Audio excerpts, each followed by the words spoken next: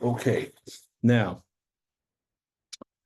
the foundation of tonight's Zoom meeting is based on an idea that came to mind a couple days ago, and I believe it was something that came to mind while I was actually making salat. And so, as always, as soon as I finish salat, I try to write down the idea as fast as I can so I don't forget it, and then I study it, and then lo and behold, it becomes pregnant with information. I hope you receive as much enthusiasm as I did as I was going through it, especially probably like the first 20 slides, because that just came up this morning as I was typing this up. Let me see. So it's based on Surah number 2, ayats number 1, 2, and 3, but we will only touch on ayat 2, and we'll have to do ayat number. We'll do the remainder of that section. If you have your Holy Quran handy, it's the section. It's the section says Fundamentals of Islam. Let's see, pull it up. Fundamental Principles of Islam. That is chapter number 2. And yep. So we're going to deal with the fundamentals.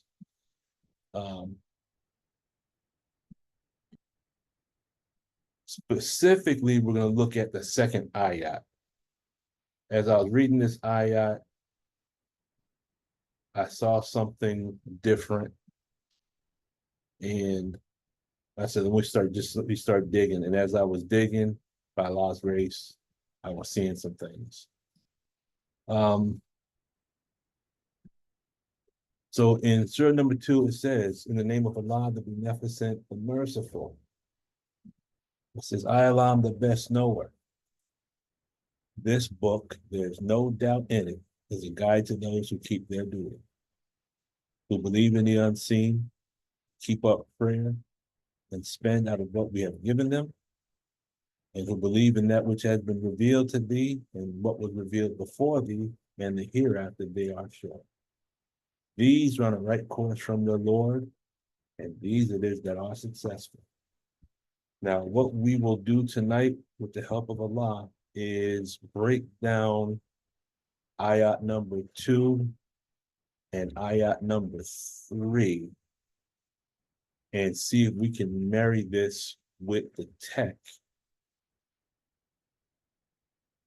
which will give us a deeper understanding of both, and I believe it'll give us a deeper understanding of our own self. Does that make sense, family?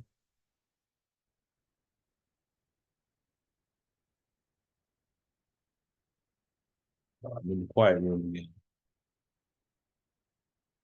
Yes, sir. Yes, sir. So could these opening ayahs provide insight into our own mind?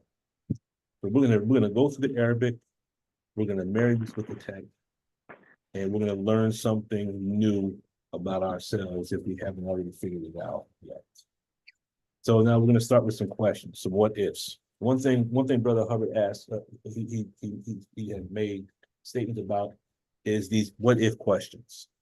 What if allows a person to grow? Does that make sense? What if the minister says, if the diameter of our thinking determines the circumference of our activity, then a what if would take us outside the circumference, wouldn't it? Y'all with me?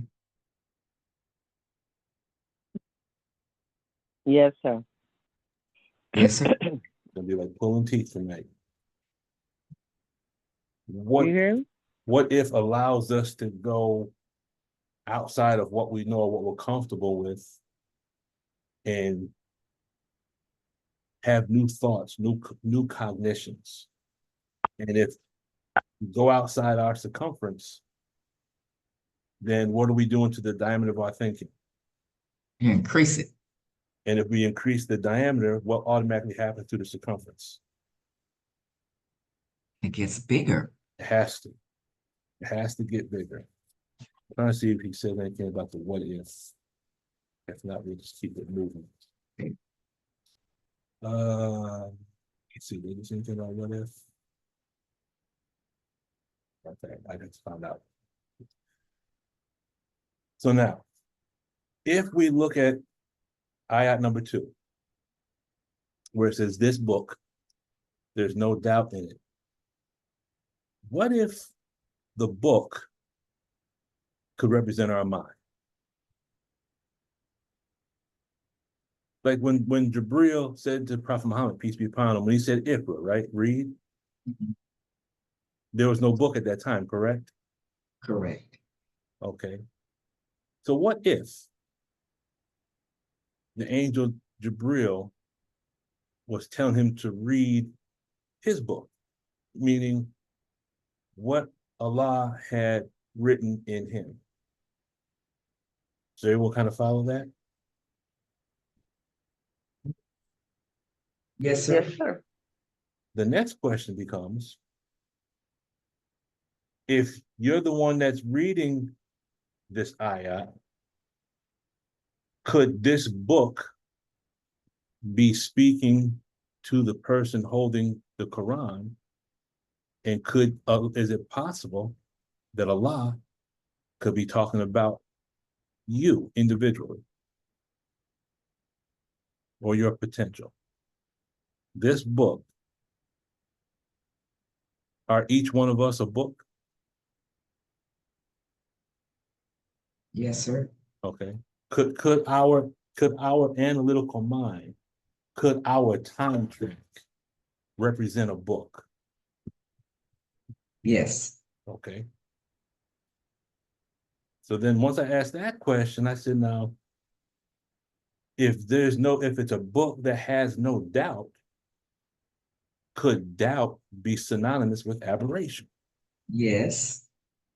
Okay. So then if it's a book and there's no doubt in it, then what type of a person in the language of the text would that represent? Clear. Clear, right? Does everyone follow that? Does that make sense to everyone? We're going to look at Yes, this. sir. We're going to look at this from the perspective of the text, Stand up. but it's going to allow us to go a little bit deeper Thank into you. our Holy Quran. Whew. You all right? This is Patricia. Was that Sister Patricia? Oh, yes, I'm sorry. I'm okay. Okay. So we're going to ask the question, what if the book represents our own mind?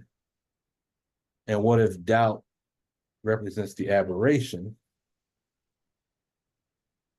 So the removal of doubt from the book could be equivalent to removing aberration from the mind. And it's Yes, today that would represent the clear. So right there, we're looking at, we're going to just be dancing between these 3 verses.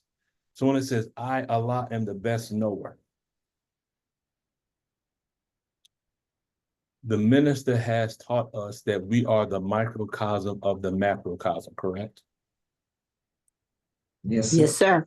Okay. Now I'm gonna try to go real on a step by step here, because I want to try to express this in a way that we gradually get into what we're going to get into.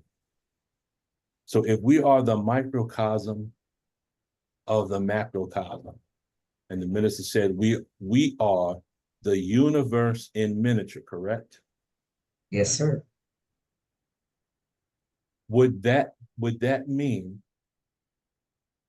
the same infinite intelligence that is behind the movement of the universe is the same infinite intelligence that exists in each of our messed bodies? In Can other you words, post, can you post that again? Assalamu alaikum, by the way. walaikum Happy salam. birthday. Thank you, Sister Anya, for thinking of me. If we look at the very first ayat, I am the best knower. Mm-hmm. And if we know that the mind of God is infinite, and the minister has said that the mind of man is infinite, Right. that means the same mind, the same consciousness that exists behind the universe, the same consciousness that causes the planets to rotate, the same consciousness that causes the different stars and different parts of the universe to burn for millions and billions and trillions of years, that same conscious mind that produced the physical universe is the same. We represent a portion of that infinite consciousness that dwells in our individual physical body. Does that make sense? Yeah, yes, sir. Okay. So that would mean that we are not this physical body, but if we are the direct descendants from the original God, as we're taught, we are the direct descendants. That means we are the infinite intelligence in miniature. Yes? Yes, sir. Okay. So when you look at ayat number 2 that says this book, there's no doubt in it. But we say if the book can represent the analytical mind and doubt represents aberration, then can we say that when this book, meaning our mind, has no doubt or aberration, it becomes a guide to those who keep their duty? That means once we clear away the dross of our thinking, we have a direct connection to the infinite intelligence. Does that make sense? Yes, sir. Sir. Then who do we become? Allah. We become Allah, as the Bible says, we are gods, but we're children of the Most High, correct? Yes, sir. Okay. So by removing the doubt that is in our book, then that gets us access to the guide within, yes? Yes. Yes, sir. Okay. And then when it says those who keep their duty, once we can tap into the guide within, the infinite intelligence that's within, which is really our true self, then our duty is what takes us to the elevated states of mind. Does that all make sense? Yes, sir. Okay, so this is just coming from ayat number 1 and 2. I'm trying to think, I'm going to get into only one part of ayat number 3 where it says who believe in the unseen, and that's where we're going to save the rest for another time. So we're not even dealing with the full 3 ayats. Mm. We're just going to deal with 1, 2, and part of 3. Okay. So we're using the Holy Quran as a means by which we're using the tech to unlock this safe full of riches, but really the safe full of riches is our own self. Does everyone follow that logic? Yes, yes. Okay. Yes, sir. Okay. So now what is this opening ayat? What is in this opening ayat is the key to finding a union between the supreme wisdom and the supreme technology. That's where we're going to find this marriage. Yes, yes, yes, yes, yes. So our learning objectives. Just blocking my view here. But the learning objective is, the goal is to parse each element of Surah 2, 1 through 7. Again, the rest of those ayats will be done at another time. And we want to find the equivalent concepts with the science of the mind. The more we study the Holy Quran in conjunction with the text, we can use the knowledge gained to obtain a better grasp of scripture. And this means all scriptures. Okay. So in our 13 rules of instruction, it says our lessons represents the fulfillment of all the prophets in their scriptures, right? Correct. So as we can grasp and understand our lessons, it allows us entry into a knowledge of all things. Mm-hmm. So we can obtain a better grasp of our lessons, and then our study of the Holy Quran and our supreme wisdom lessons becomes a form of processing to allow us into the inner sanctum of ourself. There, there is a inner sanctum. There's a hall of records. There's a place where all the scrolls are kept within each and every one of us. And I have shared this many times. I won't go into detail unless there's anyone here that has not heard the story. Has anyone not heard the story of Dr. Mona Harrison? Now, what does she do? Yeah, who is she? Okay. It had to be Savior's Day. It was either Oh, 2002 or 2003 when we were in Los Angeles. Yes, yes. Okay. So when we were in Los Angeles for Savior's Day, Mother Tanetta Muhammad had a workshop dealing with the UFOs. Mhm. And in this workshop, I can't remember the brother's name, but she introduced us to a brother who was from South America that showed us those photos of the wheels. Now, at that time, I believe it had to be 2002. There was some information I came across dealing with the study of the ancient Kemetic symbolism that I wanted to share with Mother Tanetta Muhammad, just to get her feedback and her opinion, but the line was so long. So Dr. Mona Harrison, whom I didn't know at the time, she was just a sister who was standing off, on the side of the room. She walks up to me, and I don't know how she picked up on this, but she said, "Excuse me, brother, I see you have something very important you want to share with Mother Tanetta Muhammad, or Mother Tanetta." She goes, "You can share it with me, and I'll make sure she gets it." She said she was friends with Mother Tanetta. So I got out of the line and I went walking with this sister whom I had never met before and I didn't know who she was. And I shared with her the symbolism of the ancient Kemetic symbols and how they relate to the modern time, and how I felt that Mother Tanetta Muhammad was one of those ancient Kemetic symbols. Mm. And I felt that Sister Ava was also one of those ancient Kemetic symbols, because in the ancient Kemetic symbols, the leader, when I'm talking about the pharaohs, I'm not talking about those that disrupt and ruin, like the ones that we read about with Moses. I'm talking with regards to those elevated beings at that time period. When you see the ancient symbolism, you see them with two women on both sides. Mm-hmm. And these two Iris. women are Nekbet and Wajet. And Nekbet and Wajet are the goddesses of Upper and Lower Egypt. And when you study Nekbet and Wajet,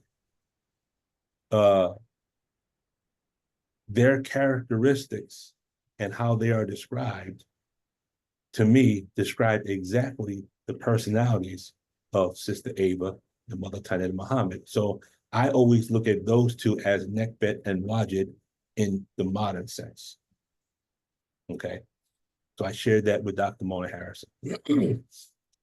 Here's what Dr. Mona Harrison shared with me, and I'll never forget this as long as I live. Now, why she shared this with me, I don't know, but it always stayed with me. She says, our DNA are wrapped up and there's locks on the DNA. And these locks are called histones, Histones. And she said, when you break down the word, you see his and you see the word tone. And she said, when you can raise the vibratory frequency of your thoughts, that high frequency in thought will unlock these histones and allow you to get access to the ancient wisdom that's recorded within your DNA. That's what she shared with me. She gave me a business card. And then it was about a year later, I reached out to her and then find out that she had died under mysterious circumstances.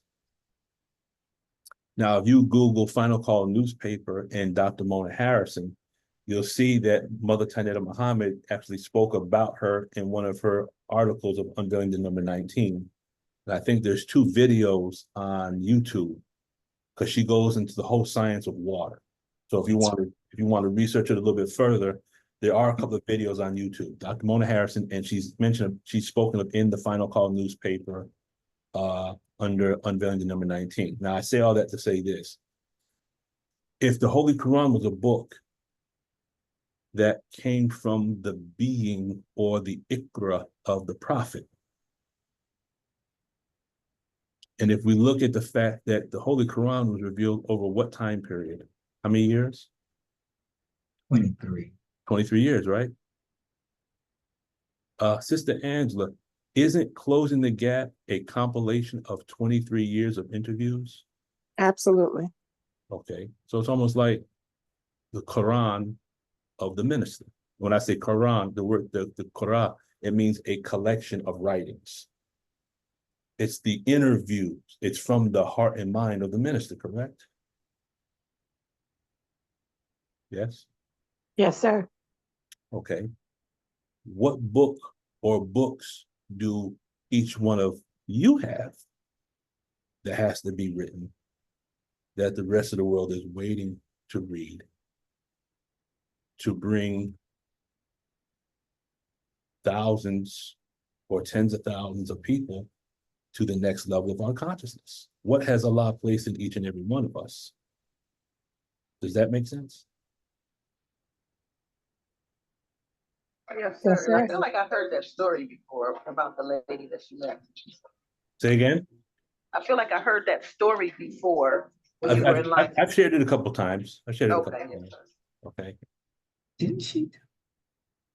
Go ahead, Sister Peggy. Didn't she die of? I thought it was ironic that I read it in the newspaper that she died. I thought they said she died of CHF, It was of a water congestive heart disease. failure. Yeah, and that had to do with water. But if I remember correctly, there were some other circumstances that didn't add up. Ah, Okay. There are some other things that didn't add up. Okay. What has Allah written in the DNA of Sister Peggy? What has Allah written in the DNA of Sister Heidi? What has Allah written in Sister Sarah, Sister Angela, Sister Anya, Sister Patricia, Sister Tina? What has Allah written in each and every one of us? And when you look at ayat number 2, this book, there's no doubt in it, it is a guide to those who keep their duty.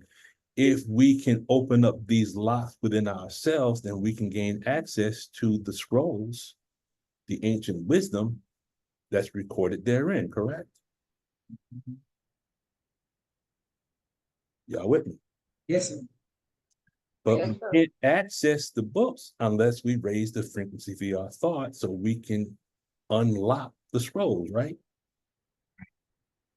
So could that be the safe full of riches that the minister was hinting to?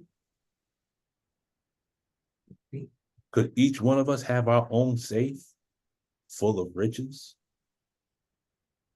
But we have to figure out how to open this, got to find the right combination to open the door, yes? Yes. Mr. Peggy, were you going to say something? No, I'm Okay, sorry. No, that's okay. let me turn this off. I thought I saw you raise your hand up, but so that's kind of like where we're going with this.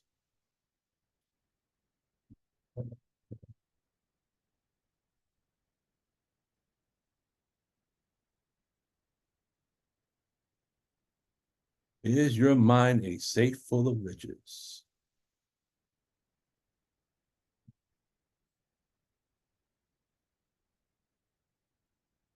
Is it possible that Allah placed something unique within each and every one of you?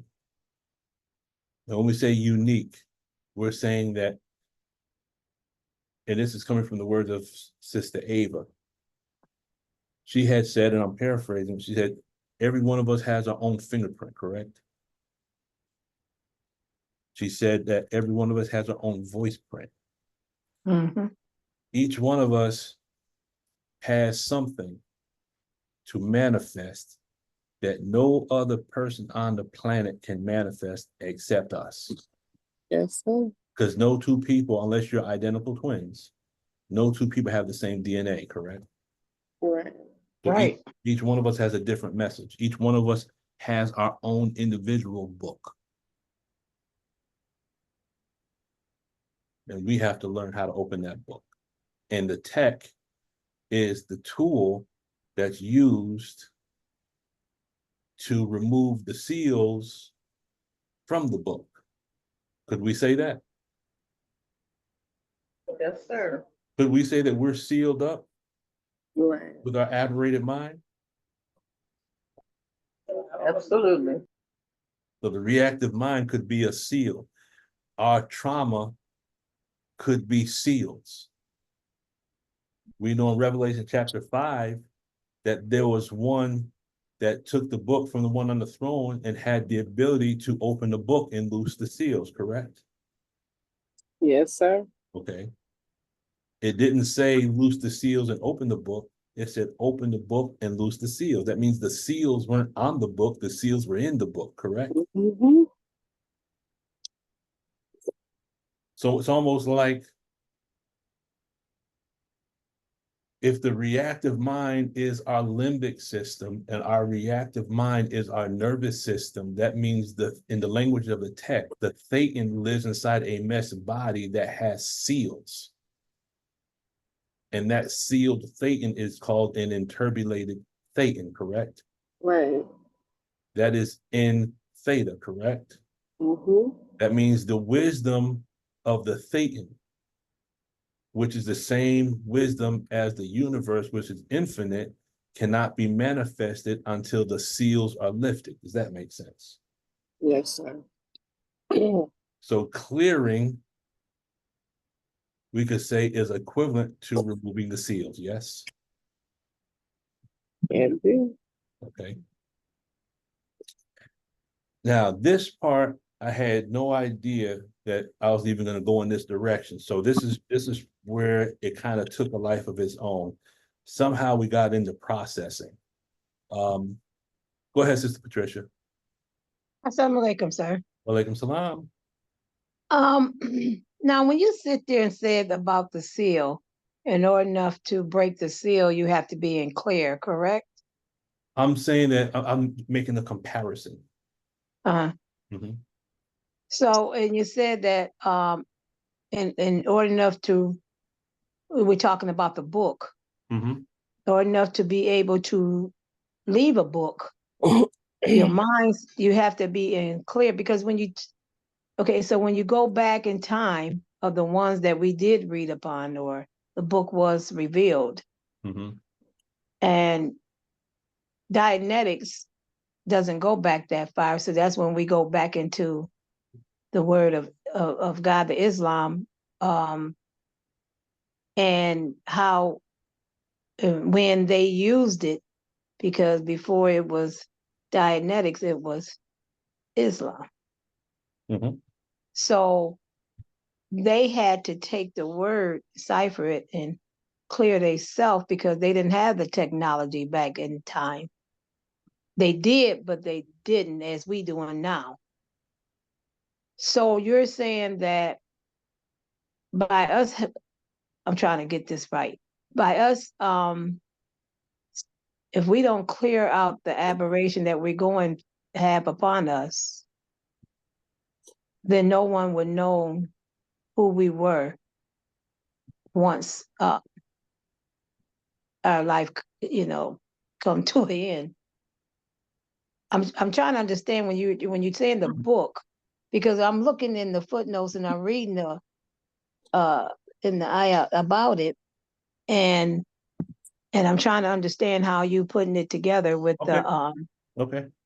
the Dianetics, because before time there was not Dianetics. That's a good point. That's a good point. And the response, I think, is even better. If we go back to Dianetics, Dianetics is 1950, correct? Yes. Okay. But just because Dianetics started in 1950 for them does not mean that we did not have that tech beforehand. Now, let's see if we can bring up some stable datum to prove the point. So the the statement I'm going to make is that we knew how to remove devils and demons before Brother Hubbard. And again, this is not to take anything away from the work Right.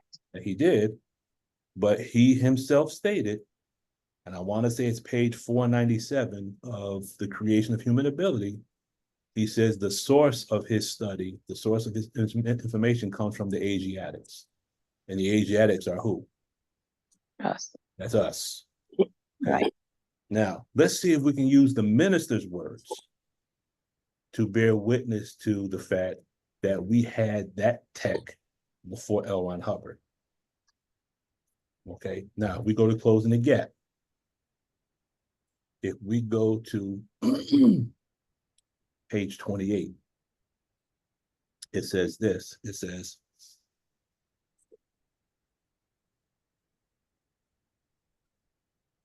he says, with respect to your question about the changing attitudes toward the Caucasian people, in the 1970s, General Elijah Muhammad advised me as his national representative to stop using the term devil, but to use the term Satan, the enemy, or the slave master's children in describing Caucasian people, at least in describing some aspects of Caucasian people in their work. I never asked General Elijah Muhammad why he would ask me as his national representative to stop using the term devil. Since that term had been used from the 30s into the 70s, his directive to me comes now 40 years into his work. He's telling me, don't use that term anymore. Well, I never asked him why, but as I matured in the teaching, I saw this. First, Master Fard Muhammad, the great Mahdi, was born from a white mother and a black father. We are taught that Master Fard Muhammad's father cleaned up or purified his wife from the Caucasus Mountains so that she could give birth to this very special human being. Mm-hmm.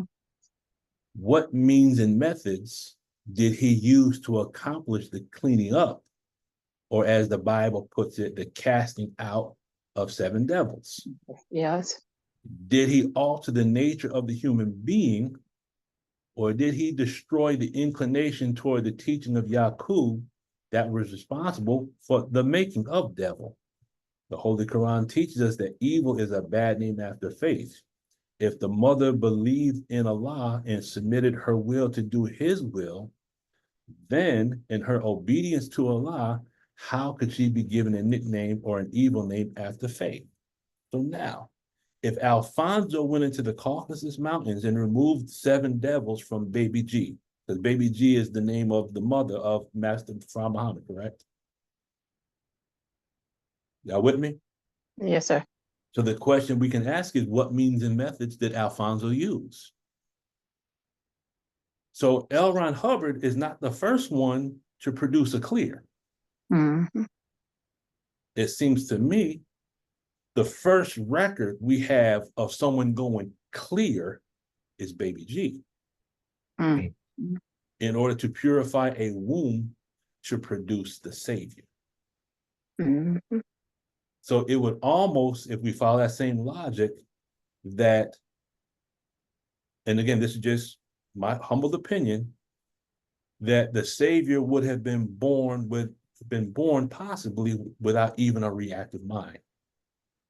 That's just my viewpoint, just my viewpoint of one who's trying to study and grasp and understand it. But L. Ron Hubbard wasn't the first one to produce a clear. Does everyone follow that logic? Yes, sir. Okay, Yes, so sir. that's page 28 and page 29 of Closing the Gap. So does that kind of answer your question, Sister Patricia? Yes, sir. Okay. Thank you. No, you're very welcome. Go ahead, Sister Angela. Yes, yes, sir. As you were speaking, and as she was forming the question, or posing a question, part of the music in the background, I'm in the hood. But I was thinking about, that's Brother Lamar. Yeah. Okay then. So I started thinking about I first started thinking about the 24 scientists. Mm-hmm. I did because I went to Shabazz, the one that produced Moon, Mm-hmm. and his inability to overcome his reactive mind. Mm-hmm. And it's something with those 24 scientists that made them different, Mm-hmm. that put them in the rank that they were in, that they mastered the brown germ within. Because, you know, sometimes we can think being clear, going clear is the removal of the brown germ. But according to who is God, it's the mastery of it. It's not that, because he said that Satan is a lie operating from the left side. Mm-hmm. I'm trying to get this brother to turn his music off. Okay. I don't hear it. I don't hear it. You know, it's a little bit of my reactive mind. Okay. You ain't clear yet. So, yeah, looking into who is God, and he said that Satan is a lie acting to the left side, is something that we supposed to be able to use when necessary. When absolutely necessary, and this is what the 24 scientists could do. So these were the first clears, because even though we fell so far that Allah had to hide himself from us. Mm-hmm. That says a lot right there about our behavior towards the true and living, that we didn't even reverence him anymore, or to me had the majesty that we're supposed to have for Allah. Mm-hmm. However, at the same time, I feel that the tech for us has to clean the dross of Satan's world off of us. Yes, ma'am. So we can start, like I had an incident happen last night. You know, like I said, I know Allah has written us in history before we existed, because too much of my past is involved with my present. As far as growing up, the type of mother I had, the type of father I had, the type of siblings. I was the youngest of 5. 16 years later, my mother decided to start having children again. So I experienced being a baby and then an older sister.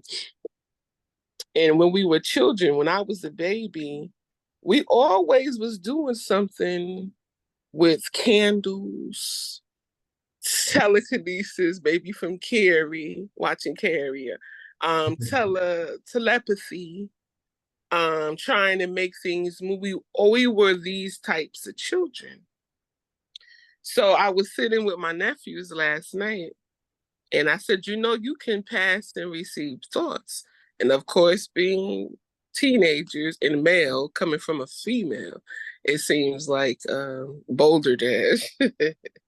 So I told them to start, first you clear your mind.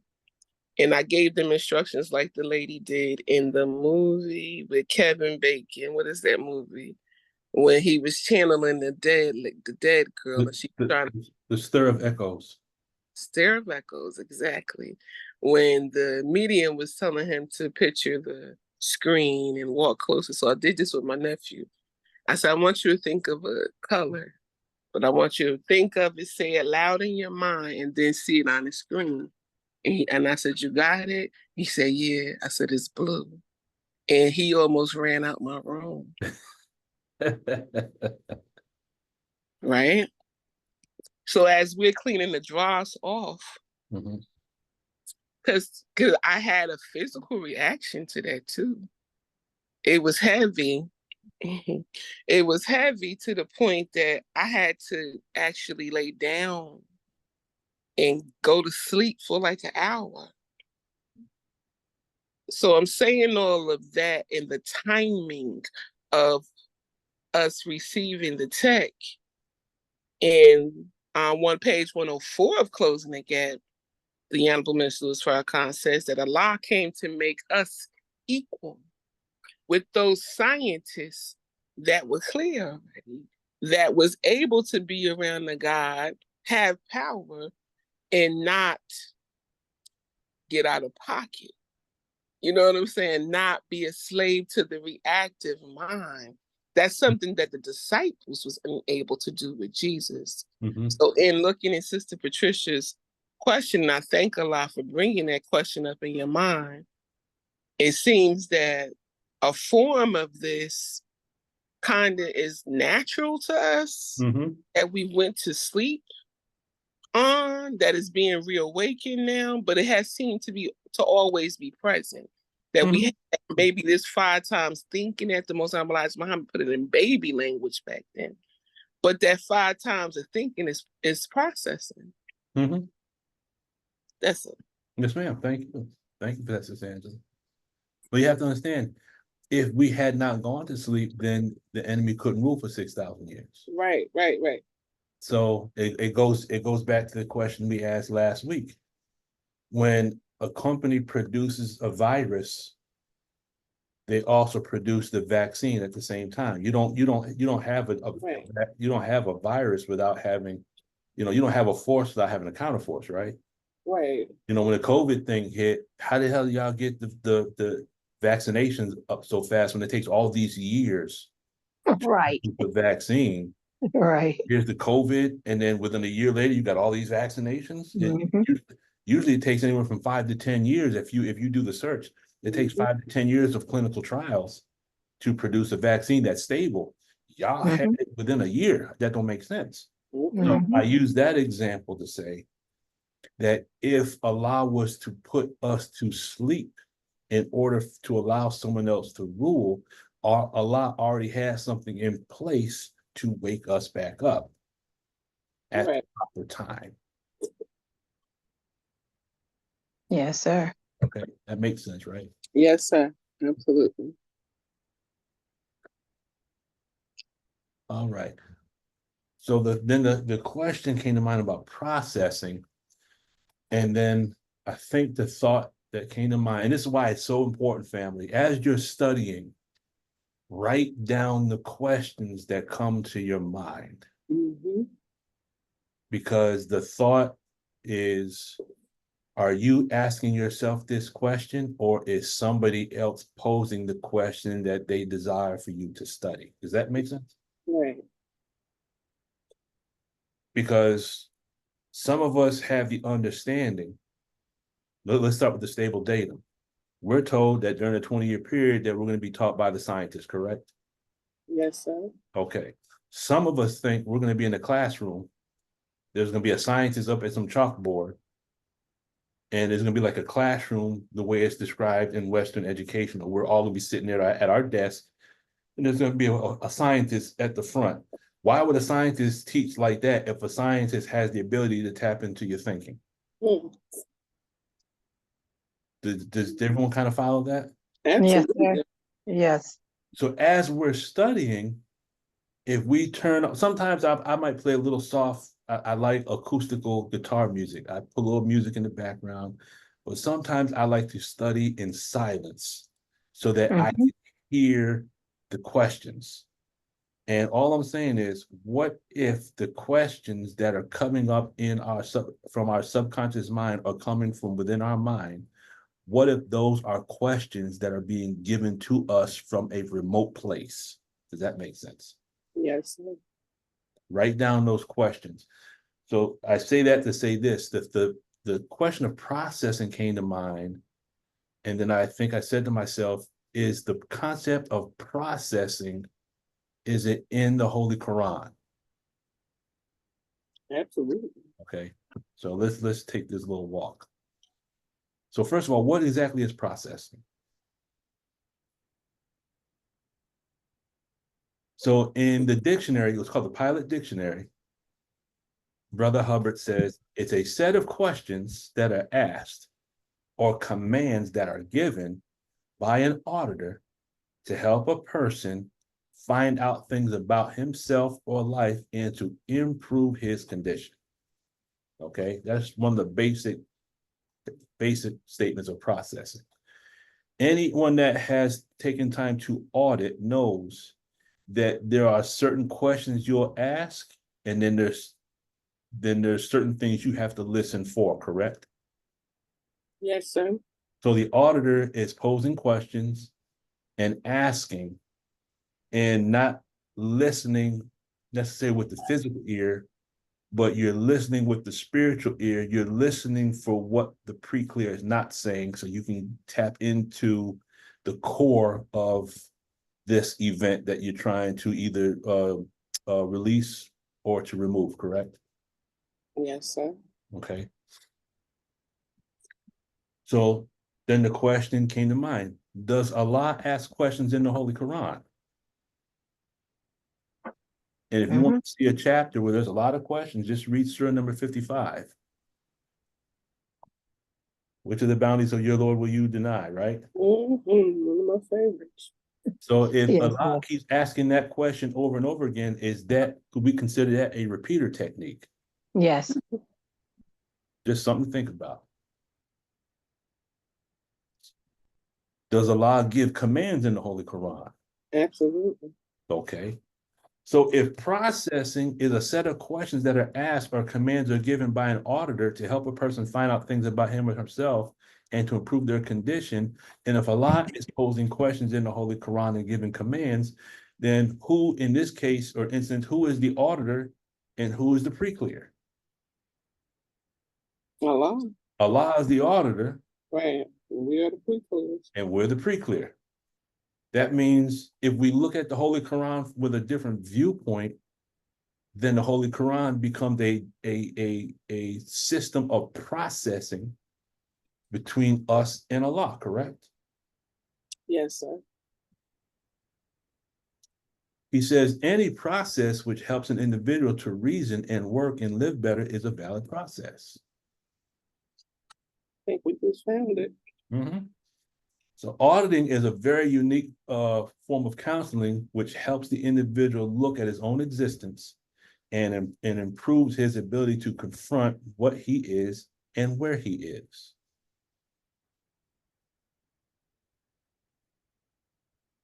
Now we look at Surah number 3, ayat number 179. It says, Allah will not leave the believers in the condition in which you are until he separates the evil from the good. So this is describing processing, isn't it? Yes, sir. Okay. He's not going to leave the believers in the condition until he separates the evil from the good. That's what an auditor is doing when they're processing a pre-clear. Yes, go ahead, Sister Angela. When you said counsel, I thought about our council. What is it called again? Because I found that word in the Holy Quran. Mm-hmm. What is it's 13 people, right? That make up our council nationally? Is it 12 or 13? I thought it was 13. Is it 12?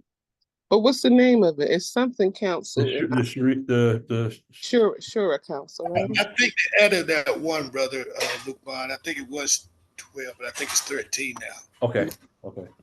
But I I think- found that word in the Holy Quran. I said, Mhm. well, I never even paid attention to it. But look at that. If counsel and counseling is a form of processing, look how the minister is leaving the nation. It's interesting. Mm-hmm. Yes, ma'am. That's it? That's it. All right. Thank you. Matter of fact, that ayat is, I think that's the foundation upon which the Constitution is written, if I'm not mistaken. Oh, Okay. But now let's dig deeper in this ayat. Allah will not leave the believers in the condition in which you are until he separates the evil from the good. mhm. So now when you look at the word separate, it means to sift, it means to differentiate, and it also means conscious perceptions. Aren't those like perceptics? Mhm. So isn't an auditor, if we use that language of sifting, isn't the auditor sifting what the pre-clear is saying? Mhm. Isn't the auditor differentiating the data Absolutely. to get to the nuts and bolts of this event in order to get a release? Yes? Yes, Yes, sir. Okay. I also saw in there the separation of the wheat and the tare. Yes, yes, ma'am. The wheat and the tare. The wheat and the tare. Yes, ma'am. When you look at the word evil, we're talking about wickedness and we're talking about being malicious. So automatically that's tone 2.0 and below, correct? yes, sir. And then when you look at the good, the Arabic is talaba, which means to regain health, to make cheerful, to sanitate. And I had to clear that word. I'm like, okay, to sanitate. To sanitate is like when you're dealing with sanitation, to free from filth, infection, or disease. Mhm. And it's the same root word for sanity. Same root word for sanity. So when you're separating the good from the evil, that means we're looking for the perceptics. We're sifting the mind of the individual, and we're looking to separate the wickedness or the low tones so that we can get that person up the tone scale into cheerful, 3.0 and above, correct? Mhm. Yes, sir. Okay, if Allah is saying Allah will not leave the believers in the condition in which you are until he separates the evil from the good, then if there's no mystery God, then there's no mystery method for removing insanity. Does that kind of make sense? Yes, sir. Allah doesn't do anything abracadabra. Right. He does everything based on mathematics. So if everything is done based on mathematics and science and physics and things of that nature, then there's not going to be a Shazam where all of a sudden someone rubs oil on your forehead in the form of a cross and slaps you in the forehead, and then you start speaking tongues, and now I'm you're all with it. okay. There's no I want a Honda, and there's no speaking in tongues. Mm. There's no mystery God. There's not going to be a mystery method. So Come that on now. means, huh? I said, come on now. There has to be a method that Allah is going to use to Yeah. separate the evil from the good. Isn't that what Alfonso did with Baby G? Mhm. Yeah. That's right. He did not leave her in that condition. He separated the evil from the good. Go ahead, Sister Angela. You know, when you were asking about the servers or the processing in the Holy Quran, immediately thought of Surah 2, or with the wheat and tear. First, I thought about how both of them had to look the part. Mm-hmm. The hypocrite has to look the part. The believer has to be the part, Mm-hmm. no matter what's going on. So it sent me to Surah 2, where those that are traveling in the dark, some move only when the lightning flash, and other ones cover their ears. Mm-hmm. Because we have to know that something huge, an overwhelming event is Go ahead, about to sister. happen. Go ahead. And it's going to really separate the believers and the non-believers. Because I've never seen people in a reactive situation. Those that have had some training or some counseling don't react like the ones that have not, Yes. or those that believe. So, even to me, that's how we're going to see the difference in the wheat and tear, and those that are, as Brother Jabril would say, may Allah be pleased with him, in purgatory. These are the ones that are not, they're kind of going whichever way the wind blows, or have allowed things to affect them to the fact that they kind of have fallen out the Mars, not very active, not really doing anything, but not getting audited also, because we don't really understand how big the auditing is. So when the overwhelming event happens, some of those registered people, as Brother Jabril said, is going to show who they are. Mm-hmm. It's not something that's going to be able to be hidden. Mm-hmm. So this is what I'm seeing. The darkness, the chaos, everything in my life is pointing to find how to have and create peace in chaos. Mm-hmm.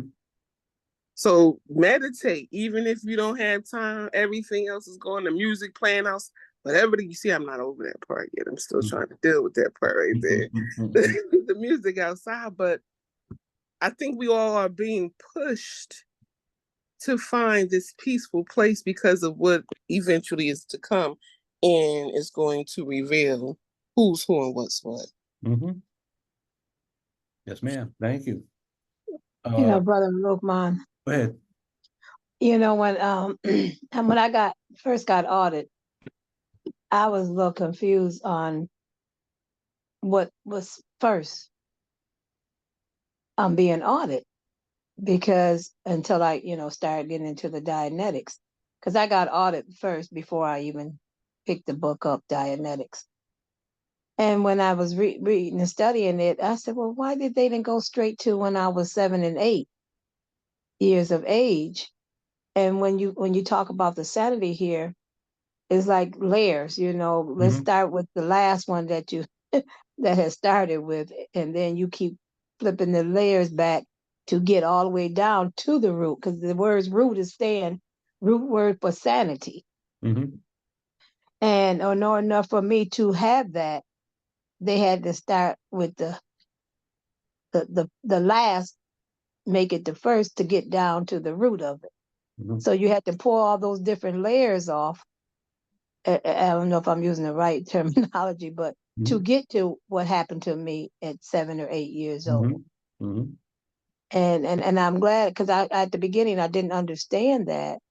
But like you said, you can't do it.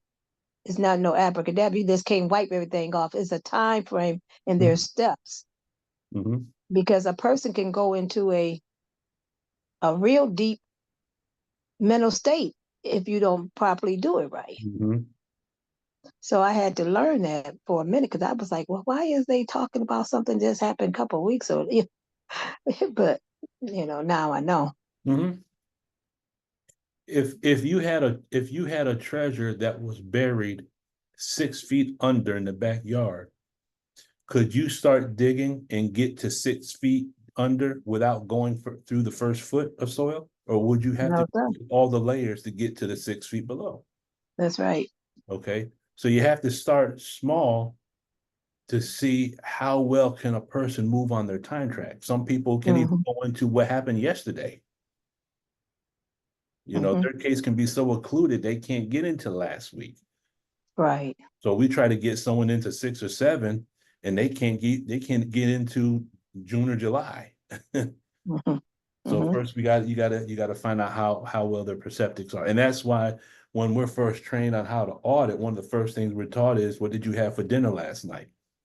I don't know if that's how you were trained, but I remember for us, especially through the New York, and I'm quite sure that that's a blanket way of doing it. What did you have for dinner last night? Okay, what does the table look like? Do you see the refrigerator? What did you have? Can you taste it? Can you smell it? Correct? Yeah, but that ain't the way they started. That wasn't the way they started on me, but that's a good way. Okay, that's the way we were trained. Go into last night. Let's test. You're testing the perceptics. You're seeing if you can get that pre-clear into reverie in regards to what happened last night.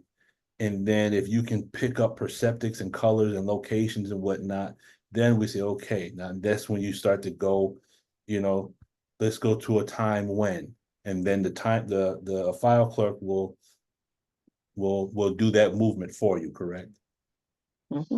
Okay. Okay. So if there's no mystery God, then there's no mystery method for removing insanity. Okay.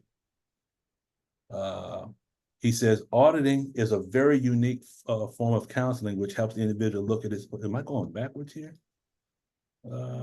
Okay. Its exact definition is, so the action of asking a pre-clear a question, and then he says, which he can understand and answer. He says, getting an answer to that question, and then acknowledging him for the answer. Okay, so that's kind of like a summation of processing. It's the action of asking a pre-clear question, because that's how you're gathering your perceptics, right? Yeah, with me? Yes, sir.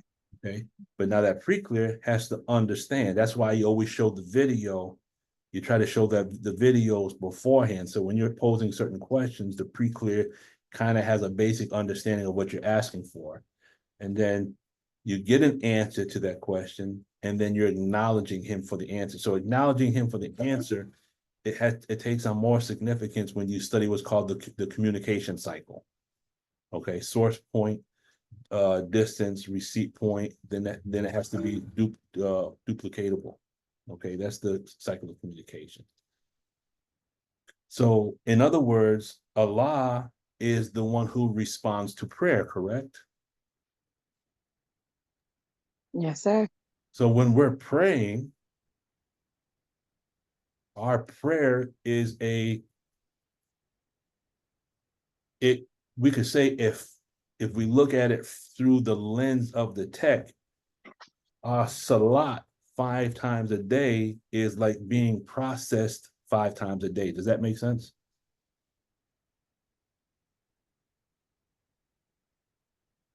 Yes. Okay. Have I lost anyone just then? In other words, Yeah, when you say process, um, okay, look at it like this. No matter what we do during the day, do we kind of get snapped out of present time throughout the day? sometimes, yes. Okay. Every time the Adhan goes off, isn't that like coming to present time? Yes, yes, yes. Okay. So when the Adhan goes off, we're being brought back to present time.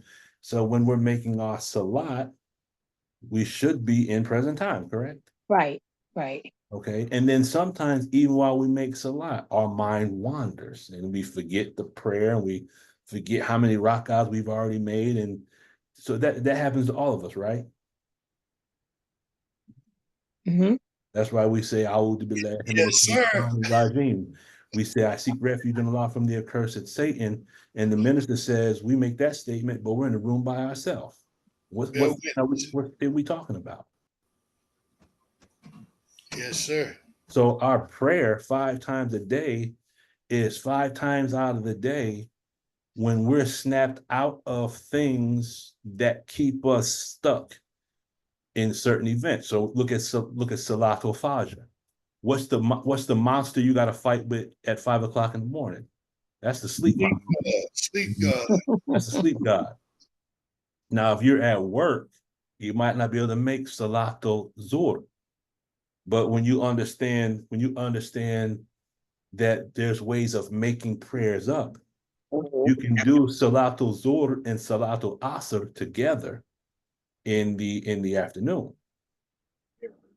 And you can make Salatul Maghrib and Salatul Isha together if you have to. But normally, when we come home from work, that's right around the time of Salatul Asr, correct? Yes? The afternoon prayer? Y'all with me? Yes, sir. Okay. What monster we got to deal with then? We got to deal with the fatigue monster. I mean, I just got home from work, I'm Right. tired, Right. right? And the fact that dinner has to be cooked. And then dinner has to be cooked and this has to be done. And then it's Salatul Maghrib. I'm tired. Then it's Salatul Isha. Man, so I got to choose between prayer and going to sleep. So every time there's something coming up and the Adhan goes off and the Adhan is like, come back to present time. Come to present time. And in our processing, when we're done with the process, don't we have to bring the pre-clear back up to present time? Yes, sir. Okay. So we say, are you in present time? And the pre-clear is supposed to say what? Yeah. Yes. So when the Adhan goes off and calls us to prayer and we don't respond, it's almost like saying, I'm not in present time. Absolutely. That's right. Okay. So he says the sets of questions used in auditing are called processes, and processing is another word for auditing. So audit means to listen, and it comes from the Latin word audire, which means to hear. He says the auditing we do is directed towards the establishment of certainties, and in itself works only with certainties. Now, there was something I had wanted to put here and I forgot to put it, but in the Holy Quran, there are three. Who has ever heard in the Holy Quran where there are three types of certainties? Has anyone ever seen that before? Is Not the three men. He says, Nope, there's three types of certainties. Has anyone ever seen that before? I remember something like that. Yes, I've seen it before, Brother Lukman. I can't remember where in the Quran it is, but I do remember the first time I heard about it was from Brother Jabril, Minister Jabril. Okay. And the example he gave was if, like the first level would be seeing smoke, Uh-huh. and that you would assume that there was a fire if you see smoke. Uh-huh. And then the next level would be, let's just say you go over the hill or something like that, and then you actually see fire. You see the fire Mm-hmm. and the smoke. Mm-hmm. That would be the second level. And he said the third level of certainty is if you stick your hand in that fire and you feel that fire. Right. That would be the highest level of certainty. Okay. Thank you. That's exactly where we're going. But now here's where it is in the Holy Quran. If you go to Surah 102, the abundance of wealth, the fifth ayat says, well, we'll read the whole thing. It says, in the name of Allah, the Beneficent, the Merciful, it says, abundance diverts you until you come to the graves. Nay, you will soon know. Nay, again, you will soon know. Nay, would that you knew with a certain knowledge, you will certainly see hell, then you will see it with certainty of sight. Then on that day, you will certainly be questioned about the boons. Now, if you look at the footnote number 8, it says this. It says, verses 5 through 8 are considered as disclosing 3 degrees of certainty. So this is where I'm assuming Brother Jabril got that from. You have what's called ilm al-yaqeen, ayn al-yaqeen, and haq al-yaqeen, which is certainty by inference, certainty by sight, and certainty by realization. It says a man can by inference attain to certainty of the existence of hell in this very life. After his death, he will see hell with his own eyes, but a perfect manifestation will be realized by him on the day of resurrection. So we can learn about hell, we can see hell, and then we will experience hell. Does that make sense? Oh, yes. Okay. So in other words, if you take that now, let's marry that with the tech. We can learn about aberration. So we're studying the tech, right? And we're learning about aberration, yes? That's certainty by inference. Does everyone follow that? Mm-hmm. That's Yes, just a sir. knowledge of aberration, knowledge of dramatization. Okay. But then we're going to have certainty by sight, where we're going to see people that are aberrated. Yes. Yes. We're going to see people that are re-stimulated. And Allah willing, we don't want certainty by realization, because that means we become aberrated. We start to dramatize. We understand the tech, not based on books or what we see, but because we start going through something and then it overwhelms us. Does that make sense? Mm-hmm. Okay, we're dealing with the establishment of certainties. But that is, and I remember the question comes up in the tech with regards to certainty. I think it came up in the Philadelphia doctorate course. And then as soon as I saw him start talking about certainties and the way he talked about certainties was actually in alignment with Serato, I think it's pronounced Serato Takata, the abundance of wealth, but that's where you get that from. So when it talks about audit means to hear, well, we know that's an attribute of Allah, right? Al-Sameh means the all-hearing, correct? Mhm. Okay. So a quick summary. Processing is the asking of questions in order to improve condition. Can this be found in the Holy Quran? Well, would you say yes, that this was found in the Holy Quran? Yes. Okay. If processing is rooted in asking questions and giving commands, and Allah asks questions and give commands, then the Holy Quran could be perceived as a book. And there's a saying that when you pray, you talk to God, but when you read the Holy Quran, Allah talks to you, yes? Correct. So our study of the Holy Quran and our making our salats, studying the Holy Quran is like book auditing, and our salat is like being brought into present time, and that is like kind of like, well, both of them could be kind of like straight wire.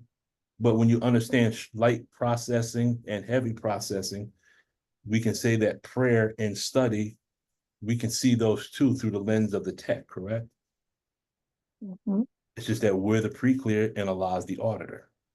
Mhm. Everyone follows that, yes? Yes, sir. Okay. So let's get a little more specific. Processing in the Holy Quran. Allah says in Surah 7, Ayat 6 through 7, in the name of Allah, the Beneficent, the Merciful, then surely we shall question those to whom messengers were sent. And we shall question the messengers, and surely we shall relate to them with knowledge, and we are never absent. Okay, so Allah is saying we're going to ask some questions, and then we're going to relate to them with knowledge. So when we look at the Arabic, the word question, salala, which means to ask, to inquire, or to interrogate. Does an auditor interrogate? Do they inquire? Do they ask? Yes. Okay. When we look at the word relate to them, the Arabic word is kasa. Kasa.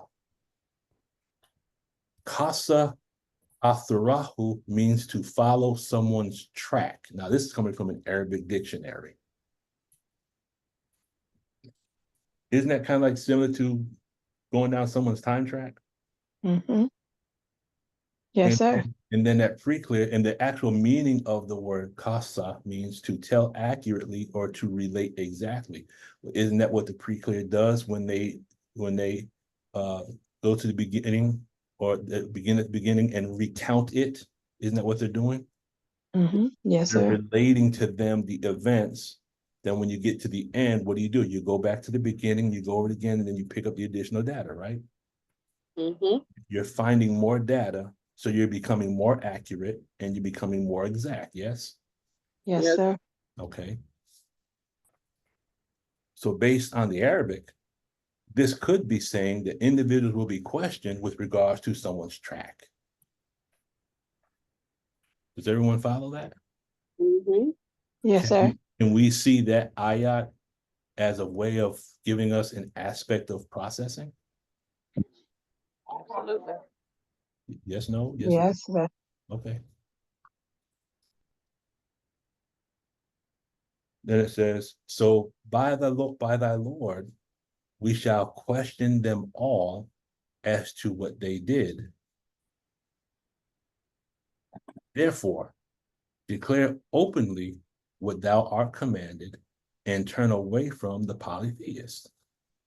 Now look at that first one. We shall question them all as to what they did. What flow is that?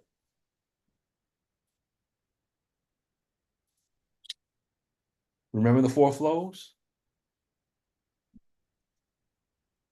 Flow one is what was done to us, correct? Yes, sir. Flow two is what we've done to others, right? Yes, sir. So by thy Lord, we shall question them all as to what they did. Is that talking about flow number 2? Yes, sir.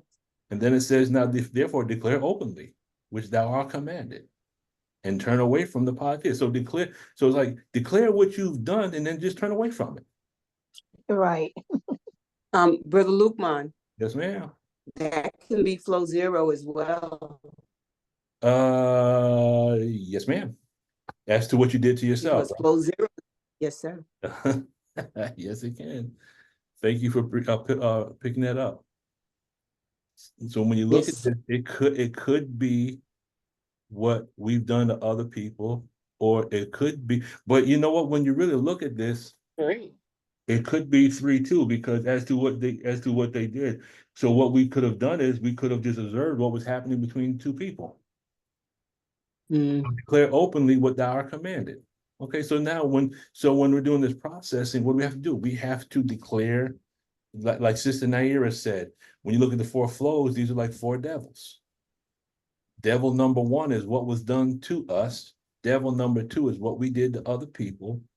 Devil number 3 is what we saw done between other people, and devil number 4 is what we do to ourselves. And if we can clear those 4 devils out, what kind of a tone would we have? Would that be a 40? Yeah, we'd be up there, right? So can you see in this ayat, it's almost like it's similar to looking at the flows. Yes. What can you read the ayat again? It's ayat number 15. It's surah number 15, ayat number 92 to 94. It says, so by thy Lord, we shall question them all as to what they did. Therefore, declare openly what thou art commanded, and turn away from the polytheist. Yes, sir. So now, if we want to take this a step further, turning away from the polytheist could possibly mean to cease the flows, to give up what is causing us to flow in the wrong direction, if you understand what I'm saying. Okay.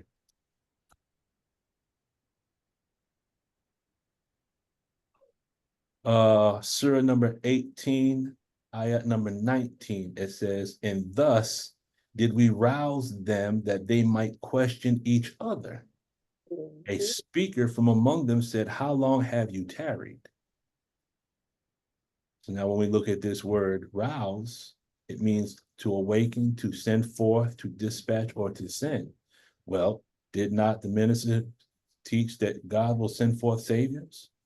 Yes. Okay. So thus did we rouse them. Well, why would he send saviors? So that we can begin to question each other, right? That's correct. We can begin to audit one another. Yes, sir. Okay. The speaker, and the Arabic word qawl, means to teach, to treat, to speak, or say something to someone. Well, that's the process of auditing, isn't it? Right. And then sometimes they might ask, well, how long have you tarried? How long have you been having this problem? Right. It means, the Arabic means to keep doing something. It means to hesitate, to linger. Well, that's kind of like it's describing being stuck on the time track, right? How long have you been stuck? How long have you had this problem? Isn't that what comes up during the case inventory?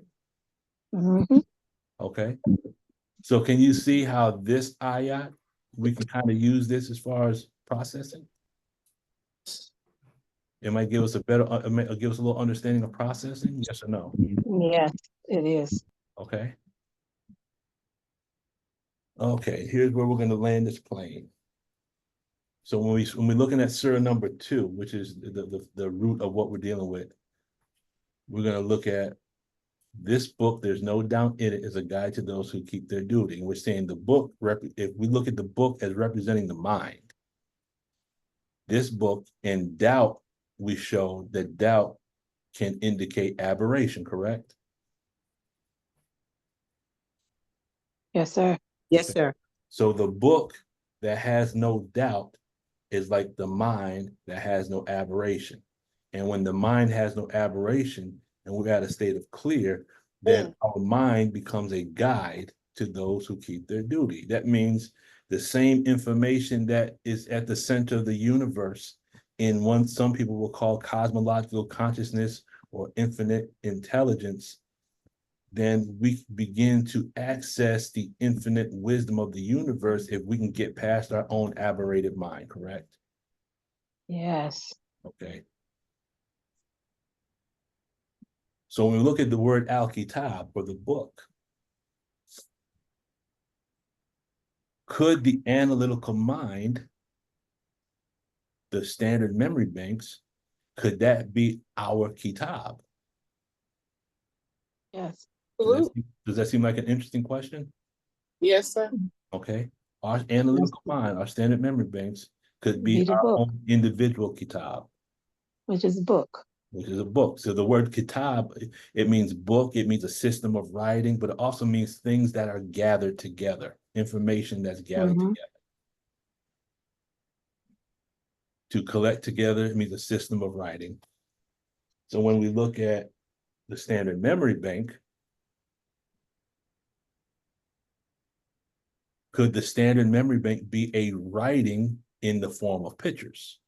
Mhm. Okay. Visualizing. It's a coloring book. Mhm. The coloring book. Now, the definition for a bank, meaning the mental bank or the standard memory, is the mental image picture collection of the pre-clear. Okay, so it's a collection of writing in the form of pictures, correct? Mhm. And now if you look at the basic definition, it says in the human mind, a person's normal memories are stored in the standard memory bank, and the incidents containing pain or unconsciousness or the engram are stored in another part of the mind called the reactive bank or the engram bank, correct? Yes. Does that mean that we possess two books? Yes, sir. Can we say that there's a book in our right hand and a book in our left hand? Yes, sir. Sir, Or can we Good say and that those that are given their book in their right hand, the they're good. and when you look at the right hand, the word, I can't remember it off the top of my head, but when you look at clear the word in Arabic, it represents people that are cheerful and happy. And if Mhm. you get left, it's representing people that are angry. Good And and the bad. Yes. you're talking about, if you're given the book in the right hand, could that be a mind that has been released from trauma or clear? And giving your book in the left hand, meaning you have a book that's now you're stuck in your past events? Yes. Just something to think about. Yes, it is. Okay. Two books. Now, as this came to my mind, it brought back to memory a movie I saw, and then I looked at the date. The movie was about 20 years ago. Has anyone remember seeing a movie called The Final Cut with Robin Williams? No, sir. Okay, I'm gonna play the clip. But just to give a backdrop, it's an individual who works for a software company who has the ability through the software they use to collect people's memories. And when you look at this little clip, it's almost like it's talking about they're able to record the time track of the individual. Does that make sense? Mhm. Okay. So I'm going to play this. So Robin Williams plays this person called Alan Hackman. And I thought it was interesting, the word Hackman. And he works for this software company. When we look at the word Hackman, you have the word hack, which means to gain illegal access to computer networks. To hack a system means to get access to information, right? Mhm. Okay. So watch this clip and see how many things in this clip align with the concept of the time track. Okay. Come on.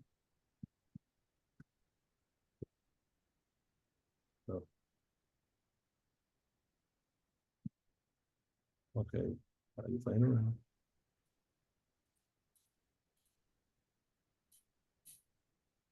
I got a delay on my computer for some reason.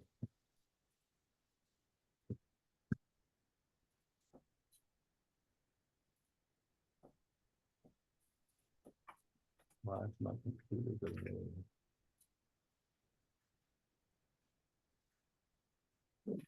Well,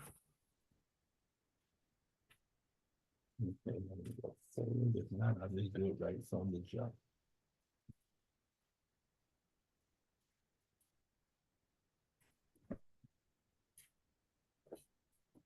If this doesn't work, I'll just pause it and we'll pull it right up on the YouTube.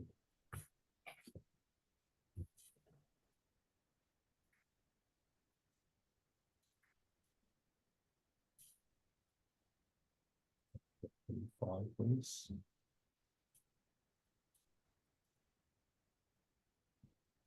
Son, Zoe implant. What does this mean? Immortality. The cherished moments of your life now live on forever.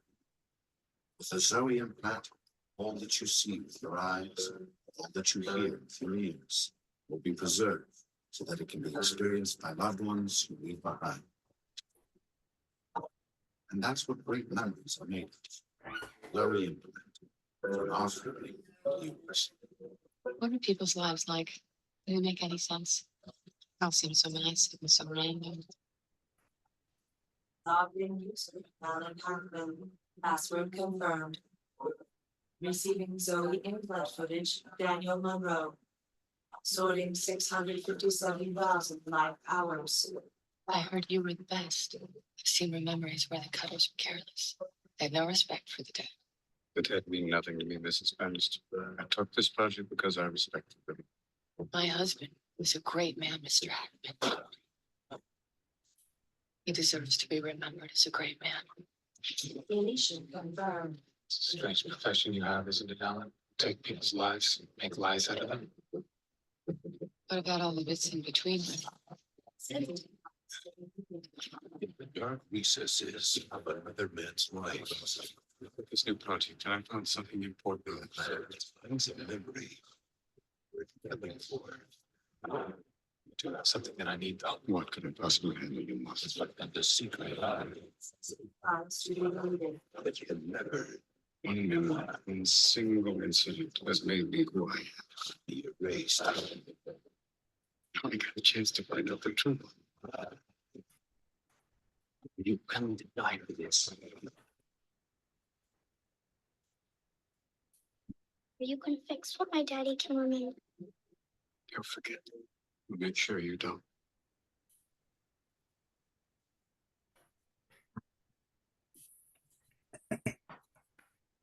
So he's like a file clerk, isn't he?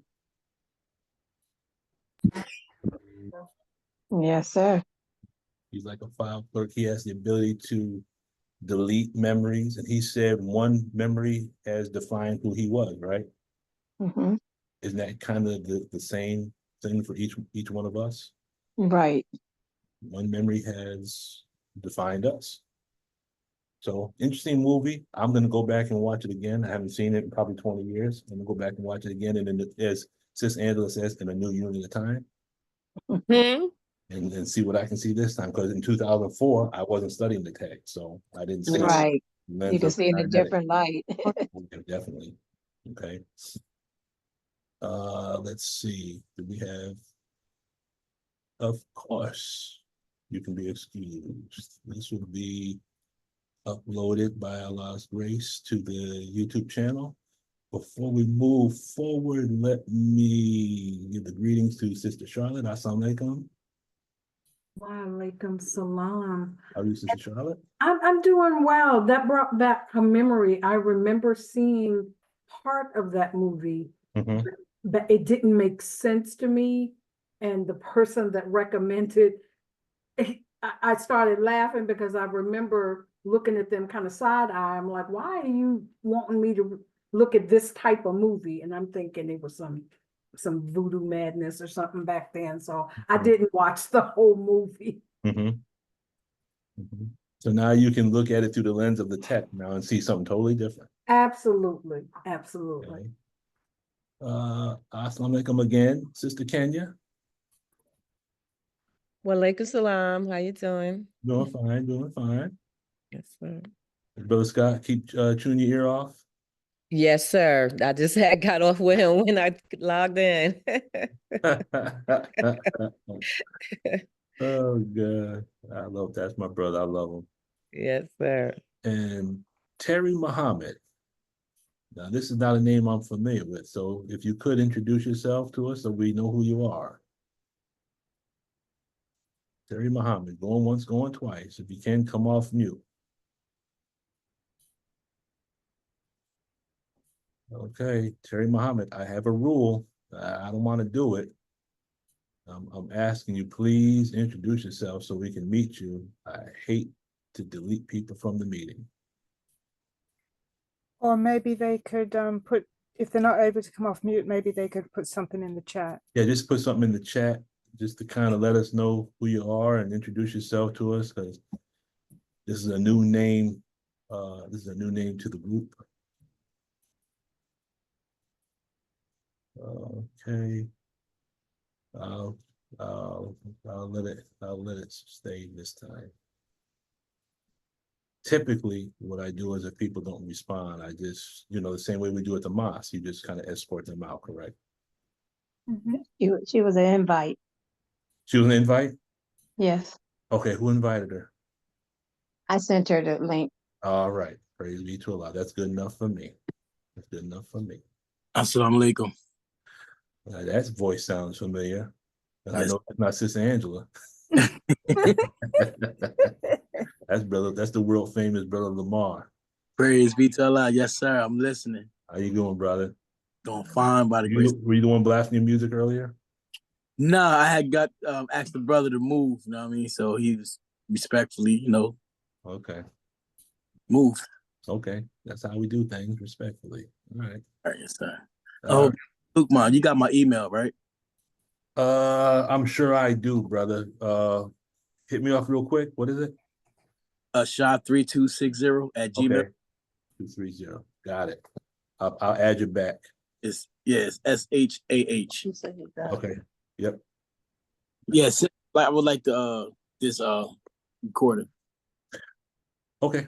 YouTube. Well, I'm gonna post it to YouTube. Oh, yes, sir. Yep. All right, let's get ready to land this plane. Let's go.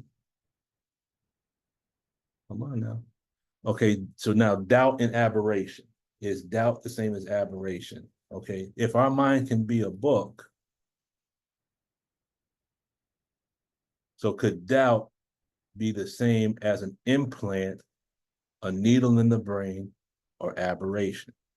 Does everyone follow where we kind of went with the concept of doubt? This book, there's no doubt in it, is the same as your mind that has no aberration in it. Mm-hmm. And doubt, because if someone can put doubt, didn't the minister say doubt is the mother of what? Hypocrisy. So doubt can be an implant, correct? Yes. Okay.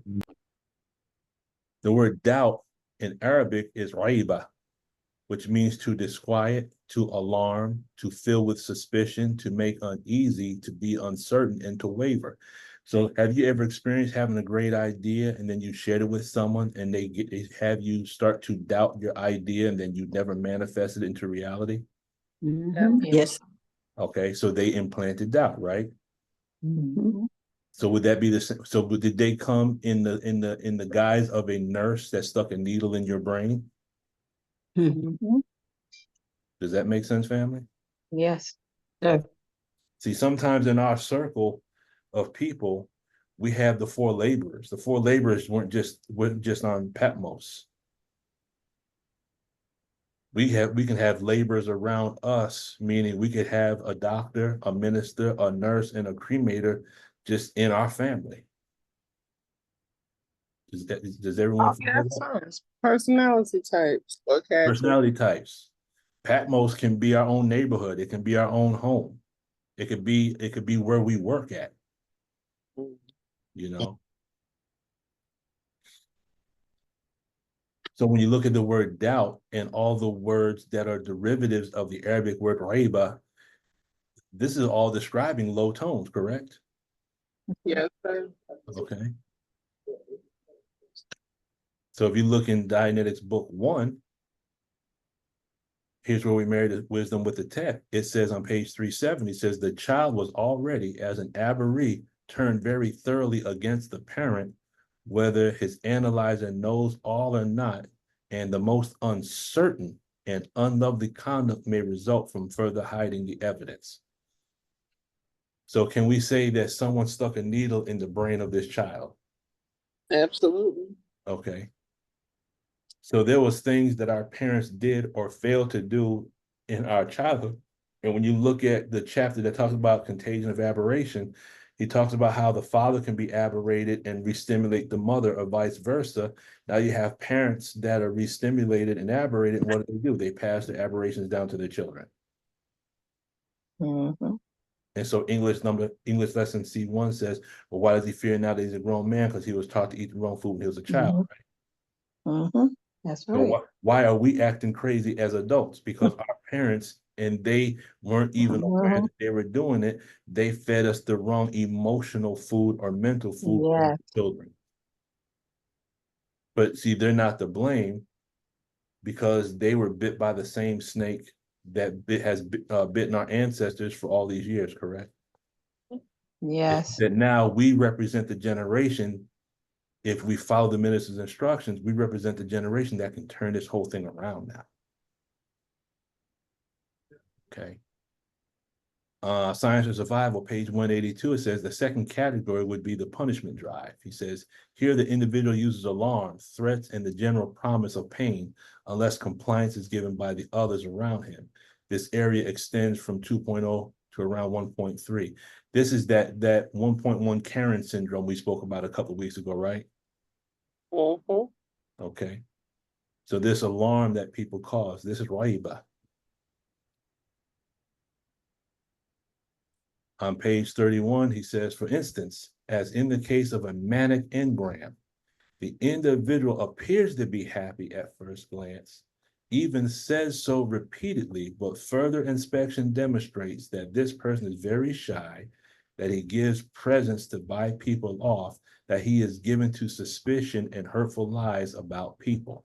So they have an outward manifestation, but internally there's something else that's going on, correct? Yes, sir. Okay. Then he says on page 64, he says at the level of tone 2.0, the affinity is expressed as antagonism, a feeling of annoyance and irritation caused by the advance of other people toward the individual. Love is received with suspicion. It is seriously questioned and may gain as its returned distaste. So this person has an implant. This person has a raiba. This person has a doubt that's in their book. So if they have doubt in their book can't be a guide and they're not going to keep their duty, correct? Yes, sir. Okay. So doubt or raiba, we can say is equivalent to aberration, correct? Yes, sir. Okay. Absolutely. Okay. Can we safely say that the Arabic word raiba has the same equivalence to behaviors and characteristics found on the tone scale from 2.0 and below? We can say yes. Mm-hmm. Okay. Are you sharing the screen? Because I can't see it if you are. Does everyone see my screen? No, sir. No, sir. Oh, well, y'all. I was wondering. I said, is he looking at anything? You had took it off when you showed the movie clip. Oh.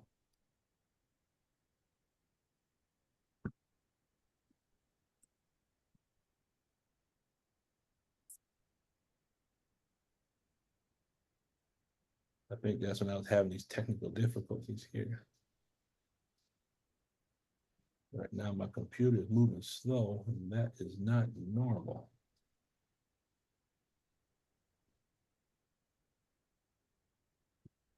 Everyone can see my screen now, correct? Yes, sir. I mean, you can even see Your Like personal the- business. You can see everything up there. It's for some reason my computer is cycling slow. What is that about? That shouldn't be happening. Overload. I was going to say that the word Reba, you can see the word aberration, or you can see that that word in Inside the word. Yes, aberration. ma'am. Okay, let me see why my computer is acting up here. I hope my computer is not updated right now, because that would explain why it's getting slow. I hope I didn't even force an update.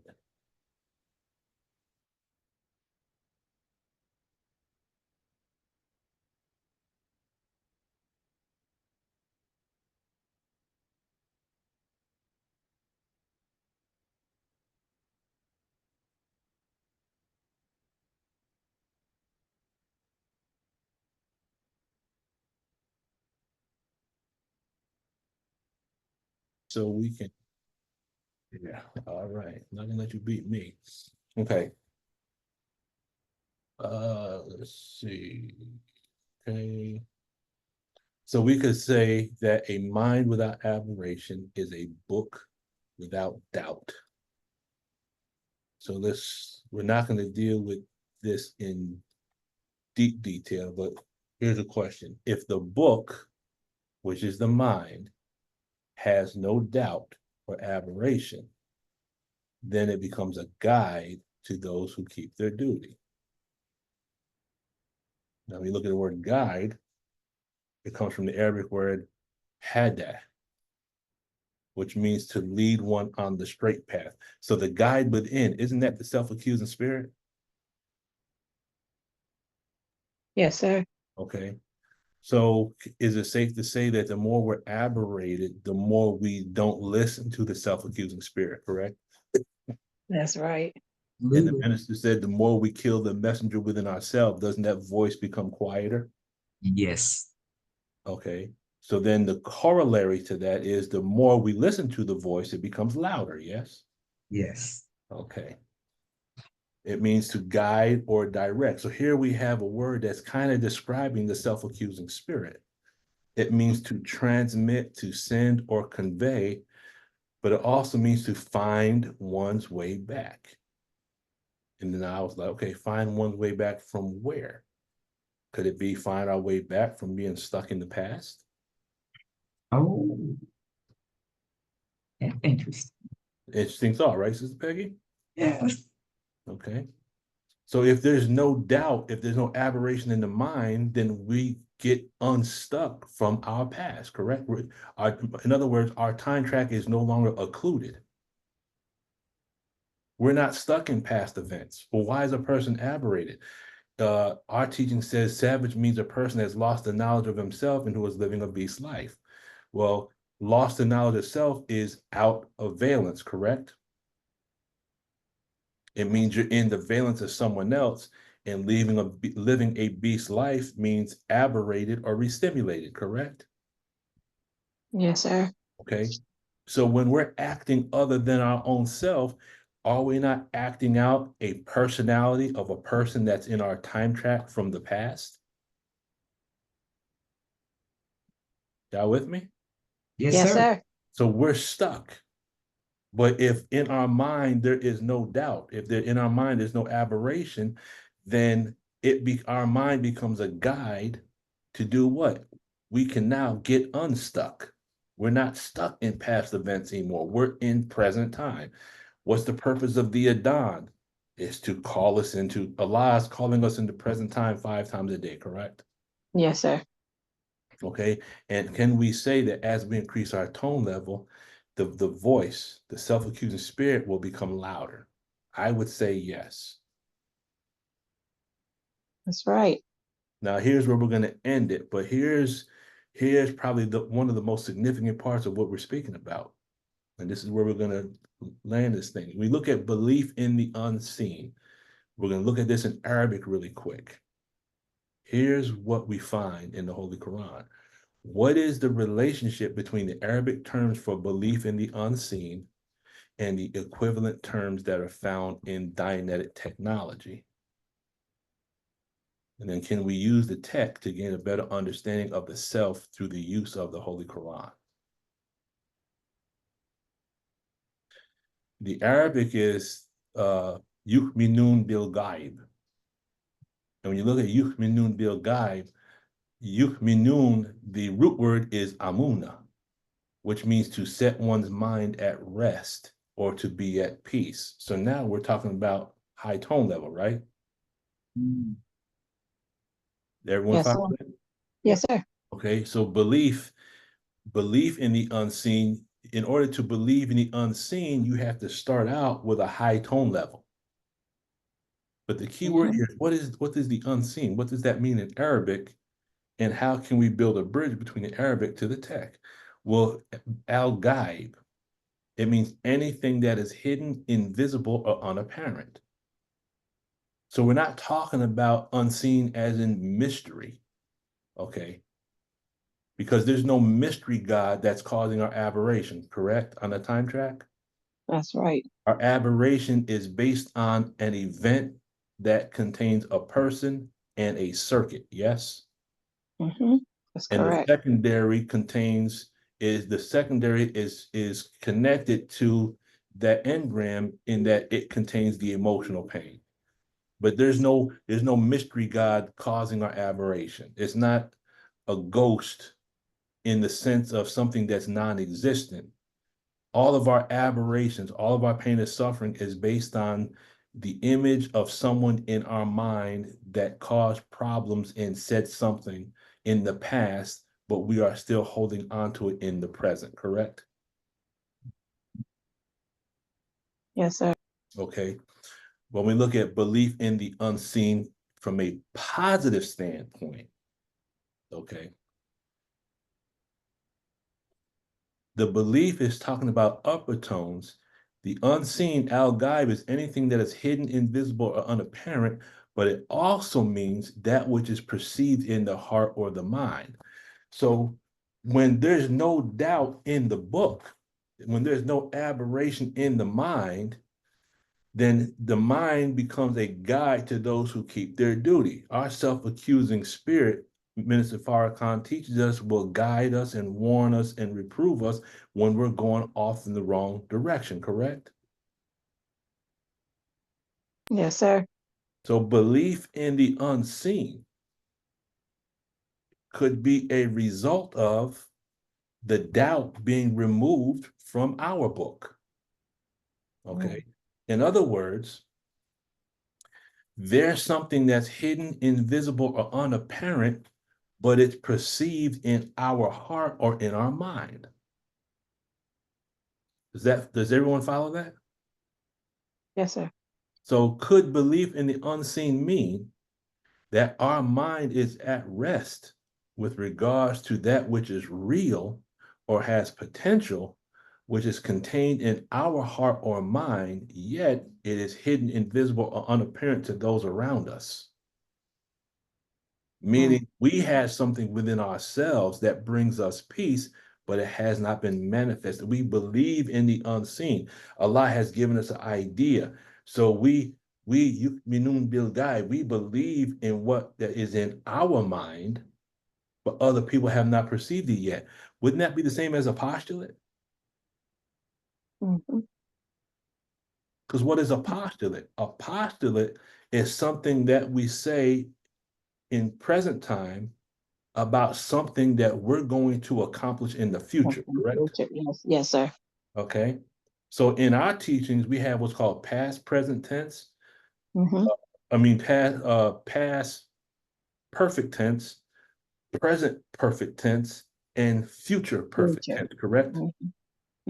And the perfect tense is describing cycles of action that have been completed. So when we're postulating something, we're talking about something that is going to take place in the future.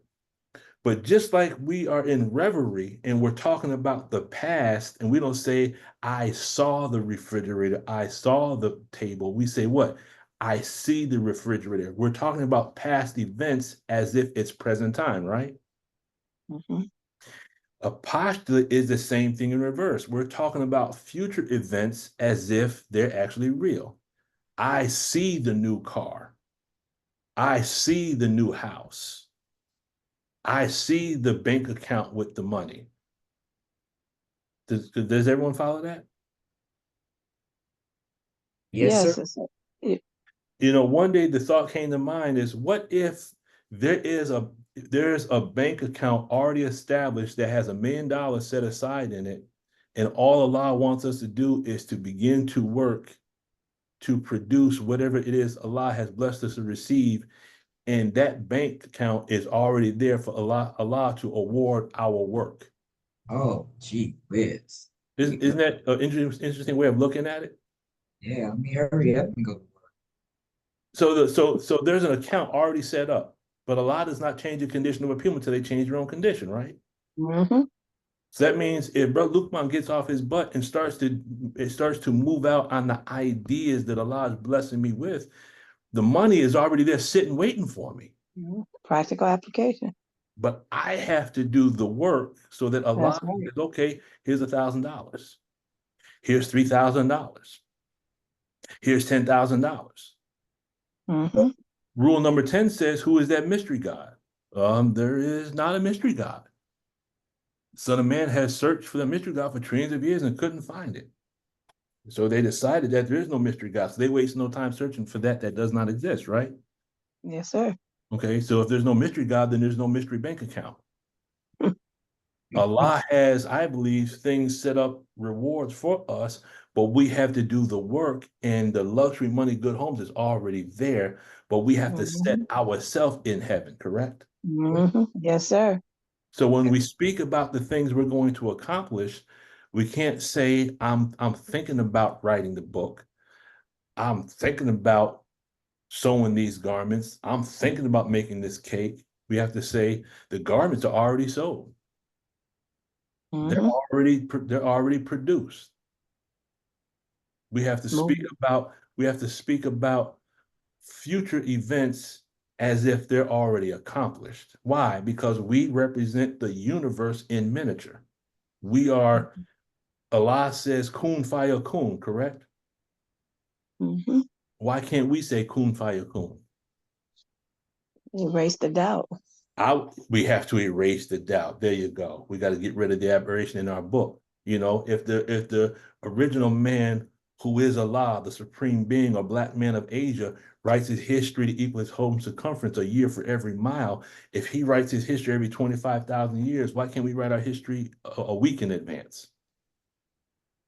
That's right. Why can't we write 24 hours in advance?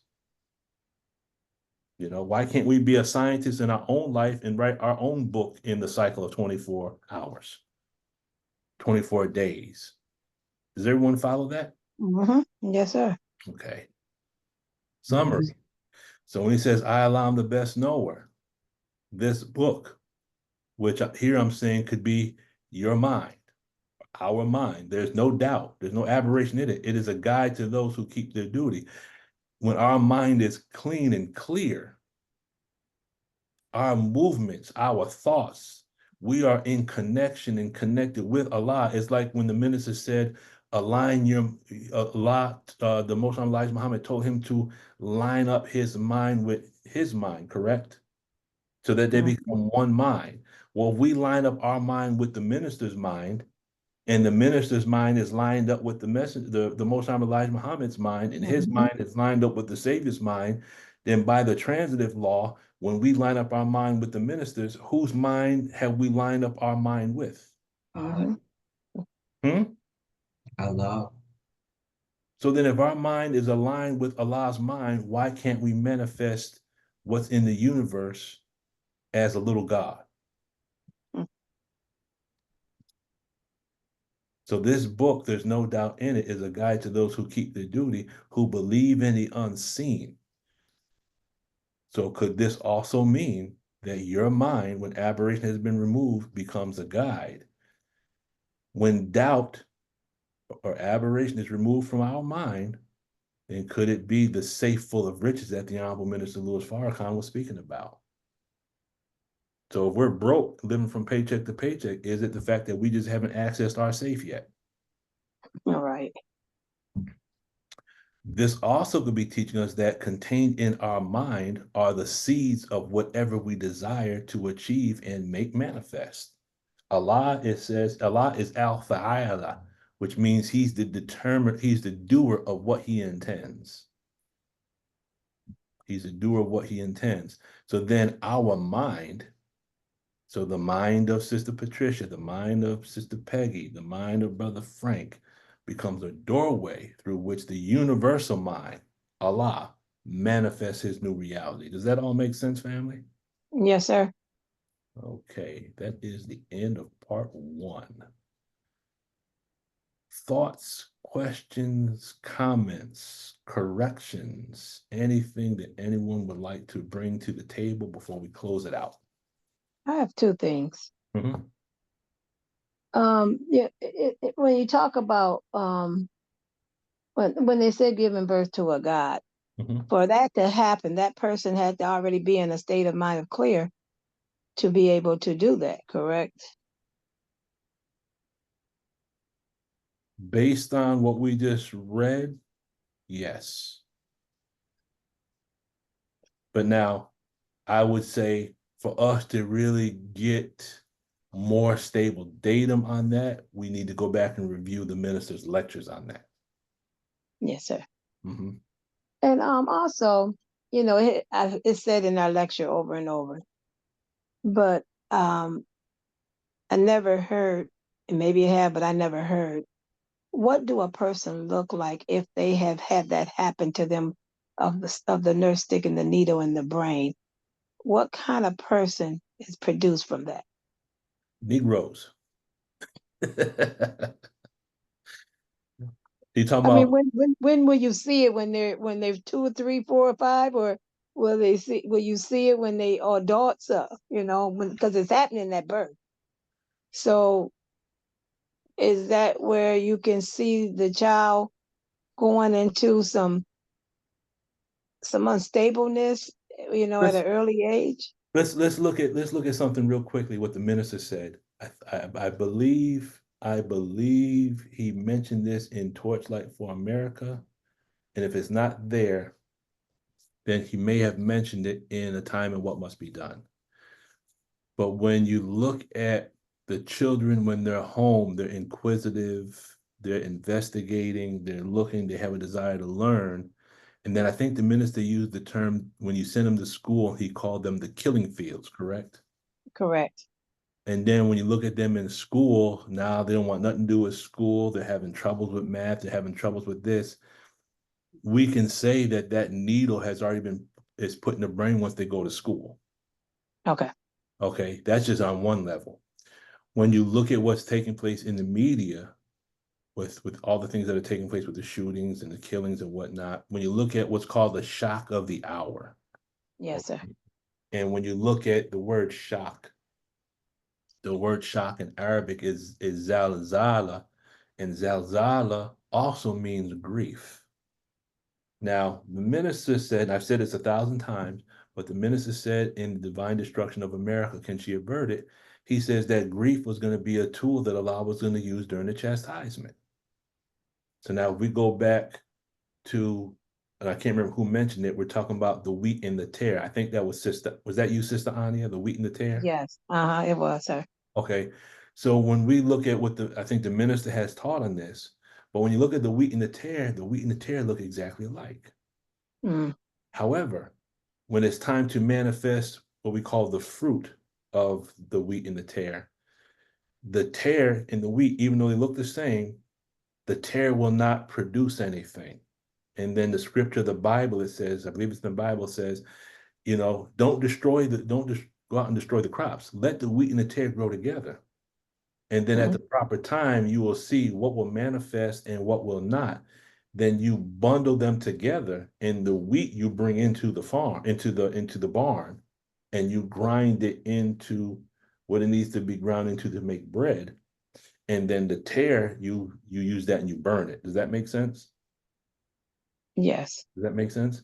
And I'll say this last part. This is just my humble opinion.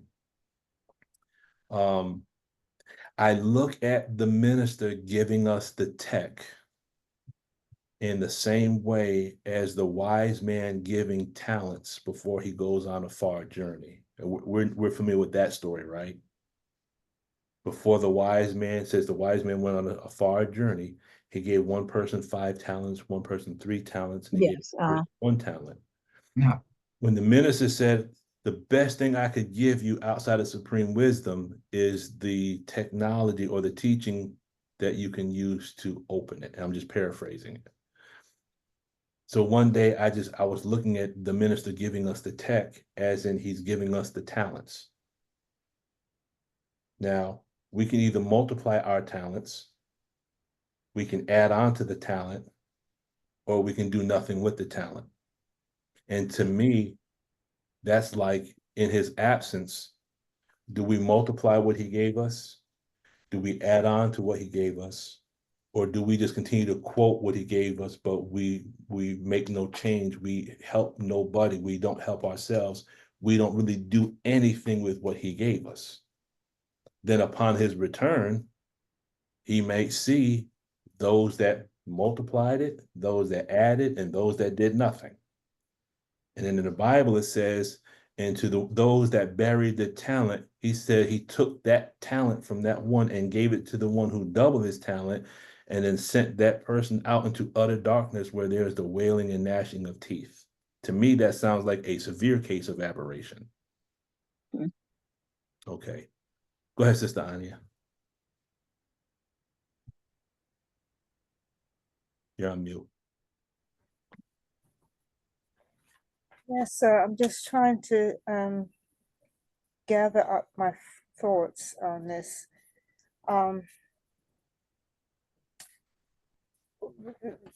The journey that you've taken us on today, all of it kept speaking to me of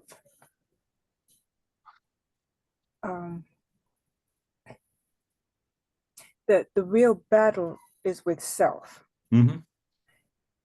And the battle is in our own mind, that we are, the opponent that we're battling is within self. Mm-hmm.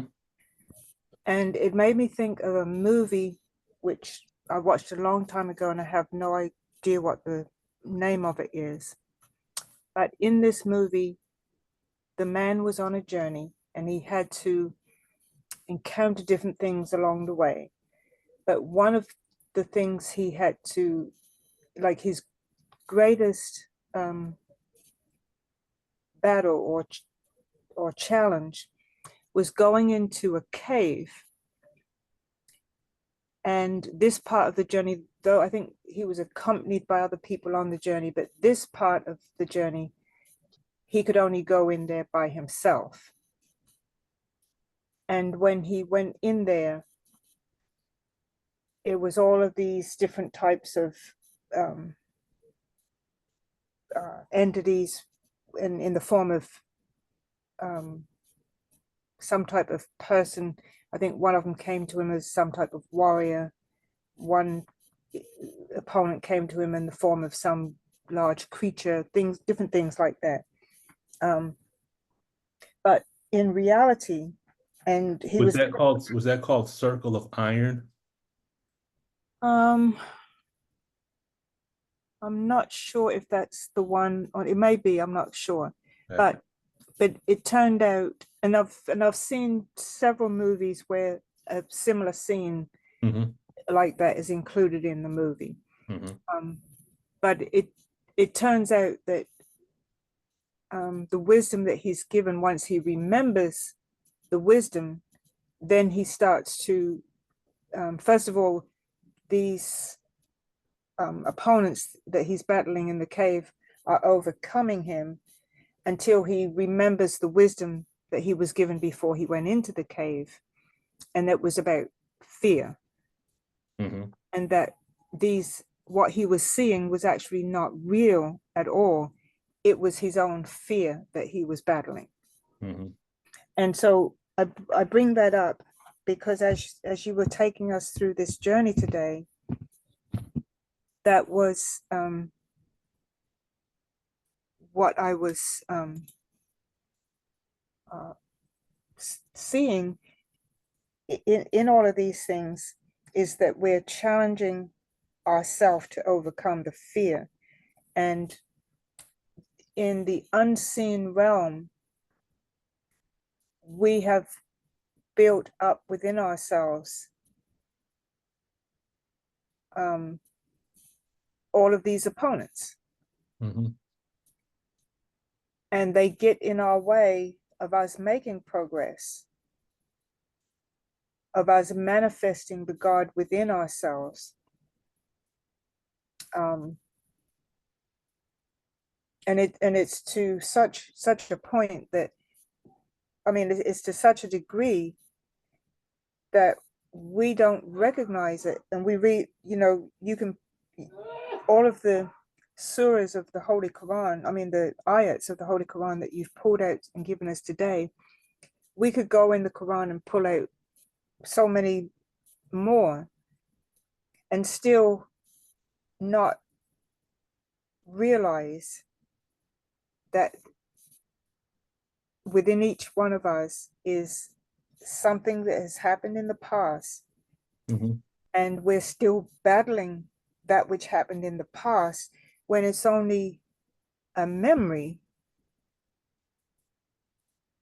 that we have of it, and it has built itself up into this ball of fear. And it has all of these, we've labeled it with all different types of names, and it built it up into all different types of entities. And they manifest as, oh, I can't, or oh, I'm not good enough, or I'll never succeed, or you know, what, all these doubts. Yeah, all of these forms of doubt, which all have their root in fear, which is what's the acronym for fear? Forget everything and run is the PG version. The other version. The other one, you can figure that one out. That's the R version, but we'll stick with the PG version. Forget everything and run. Something about false, something appearing real. False education appearing real. What is it, Sister Peggy? You're on mute. You're on mute, Sister Peggy. I have to picture Brother Nuri to make it come up, but yeah, it was closer to what you said, that something appearing real. False evidence. False, evidence. there you go. That's Something. False evidence. False evidence appearing false real. evidence appearing real. Right. And we've built that up so much, and you know, I can just see myself through and through in this whole journey you've given us today, and just realizing that the core of each one of the components of it is false. It's just something that is absolutely false, something that happened a long time ago, and I'm reacting to it as if this opponent is still in my way. It's not an opponent. It's something that's not real at all. And I'm basing my life on things that, how can I explain it? I don't know. It took me back into the self-improvement study guide, number 1, when the minister talks about, oh gosh, where is it now? He's saying, bear with me. Okay, the first emotion, he said, we are looking at the development of the prophets. The first emotion we experience at birth is fear. The first emotion the prophet feels on being called is fear.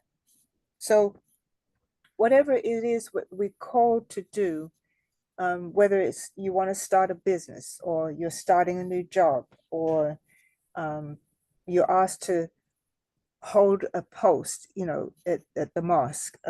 You're asked to be a lieutenant or whatever it is, right? The first emotion that we go through is called fear. It says, but Allah gives an assurance that there is a power with him infinitely greater than the powers opposing him. So the powers opposing him are not, it's not the believers out there. It's not the people at the job, who are critiquing your every move and evaluating your every step, right? We think that we give them the power because we set them up as being the opposing force, when really it's our own fear that's causing that. We have the ability to overcome all of these things, to rise to every challenge. And then the minister did the part of it, but anyway, he refers it back to resurrection. And he takes us back to the very opening letter, where resurrection is that process that begins with the self-accusing spirit and does not end until we become one in perfect harmony or peace with Allah and his creation. So you talked about that peace, right? And then what was the other line that you said? It's like the other side of the coin. But you said peace. We can either go to peace or we can go to, it was in one of your slides right before we ended. Doubt. Okay, well, that's good enough. Doubt.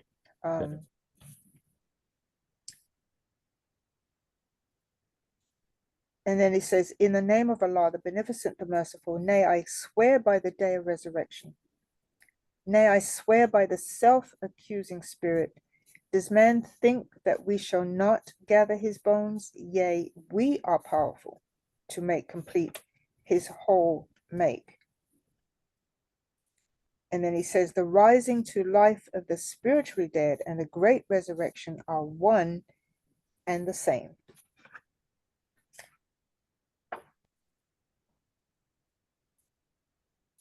And that inner voice that speaks, guides, warns, reproves, exhorts, and accuses us of going contrary to what is right.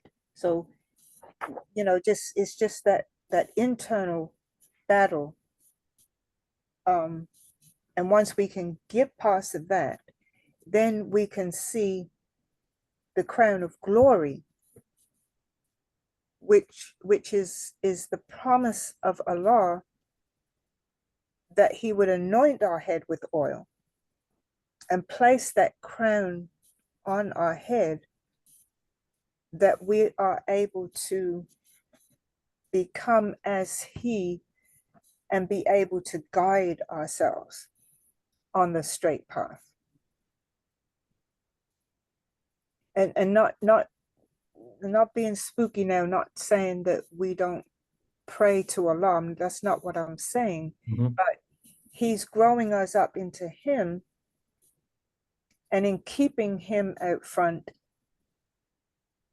then he manifests the power that we have within. And as long as we keep him as the focal point, the center, then we become as he, and we're able to guide ourselves on that straight path and become the guide for ourselves.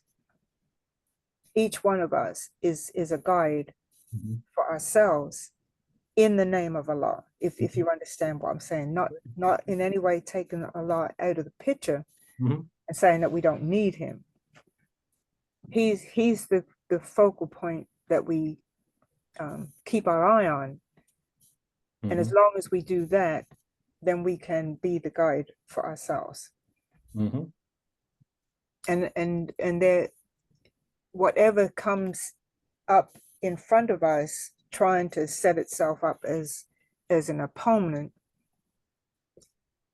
it's just like, waving your hand I've seen that in a movie too. I think a good example is in I think Star Wars. I think it was Obi-Wan, you know, and just waved his hand. And like whatever was in front of him, giving him opposition, he waved his hand and totally changed the thinking of whatever was in front of him, had them going in a totally different direction. It was out of his way so that he could continue on with his path. And so that let me just stop there. But that's No, that's out of it. if to watch that whole series of movies, I mean, you're going down the right road. There's a whole lot of wisdom in that. There's two quick points. There was something in what you said, Sister Anya, that raised a question that I'm going to pose. And I don't even know why this question even popped in my head. And then what I would like to do is end the meeting on a small excerpt of the minister's words that we can kind of use that to kind of end the meeting. But when you mention fear, I want to pose this question. And if no one has experienced this, then I'm not even going to delve into this concept. I was only going to touch on this briefly. We've talked about this before. I'm going to touch it briefly now, and I don't quite understand why, but I'm going to pose this question. With regards to fear and manifesting the God in ourselves and our God ability, are we all familiar with the concept of the witch riding your back? Okay, it's also called sleep paralysis. Yes? I thought that was for drug abuse. Okay, now Not just familiar. by a show of hands, who has experienced sleep paralysis?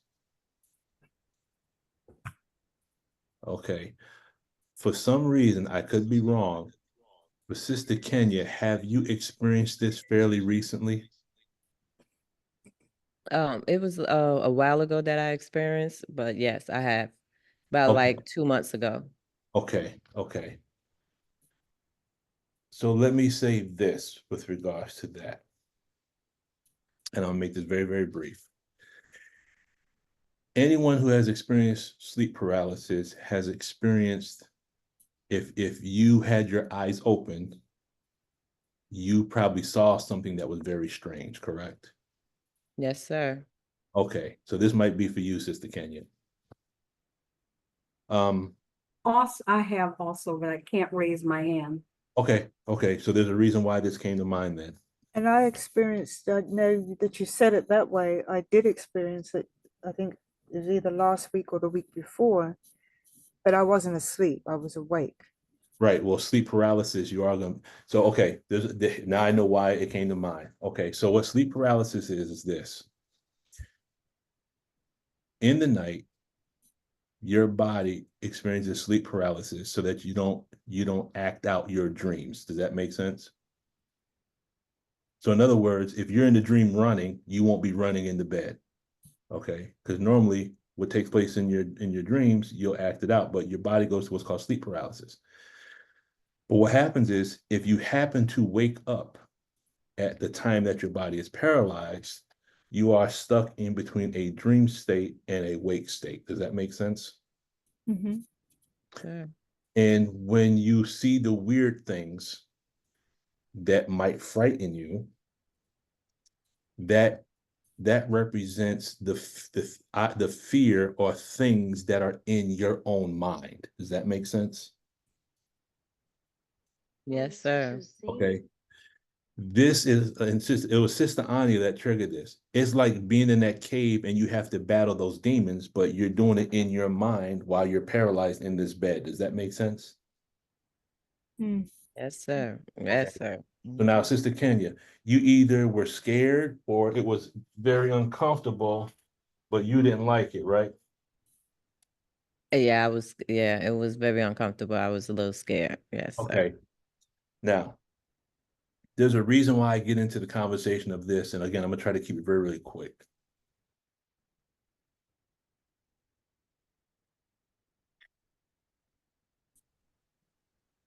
At night, and I can't remember where I read this from, but at night, it's supposed to be a time when we can focus ourselves on Allah. We don't have about work. We ain't got to worry about nothing else. After dinner, you put the children to bed. Before we go to bed, and sometimes people do what's called tahajjud prayer, the late night. You might do tahajjud at maybe 12, 1 o'clock. But if you notice, the sleep paralysis usually happens around between 1 o'clock and 3 or 4 o'clock, somewhere in that area. Does that kind of seem like it fits the time frame? Yes, sir. Yes, sir. Okay. Here's the science behind this. Now, this is not based on what I read, even though I do study this a lot. This is based on what I have studied and what I have experienced and what I try to delve into more deeply. And if you want some stable data on this, go back and watch the Janaza where the minister spoke about Brother Jabril. It's during that time period where your pineal gland produces the most DMT, the chemical that the pineal gland produces.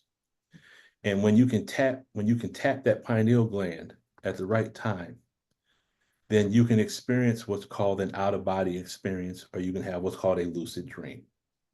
Okay, a lucid dream is you're in a dream state, your body is asleep, but you are aware and conscious of the fact that you're dreaming. Does that make sense? Yes. In the out-of-body experience, as the minister has said, that he says he can do that at will. Have you ever heard the minister say that? Mm-hmm. Yes, sir. Okay. But if you go listen to the janaza, the minister touches on it. Now, that sleep paralysis, the fear is what hinders us from tapping into that higher spiritual dimension that Mother Tenena Muhammad has spoken about. Okay. If that occurs again, just relax. Just take a deep breath. Don't move. Don't try to move. Just stay perfectly still and just relax. One of two things is going to happen.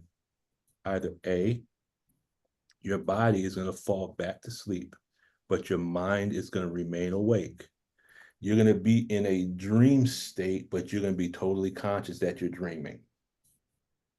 And then as you train yourself and as you practice this over time, the first thing you have to do is you have to get over the emotion of it, because it's such an exhilarating feeling that you have to contain your emotions. Otherwise, you'll wake up.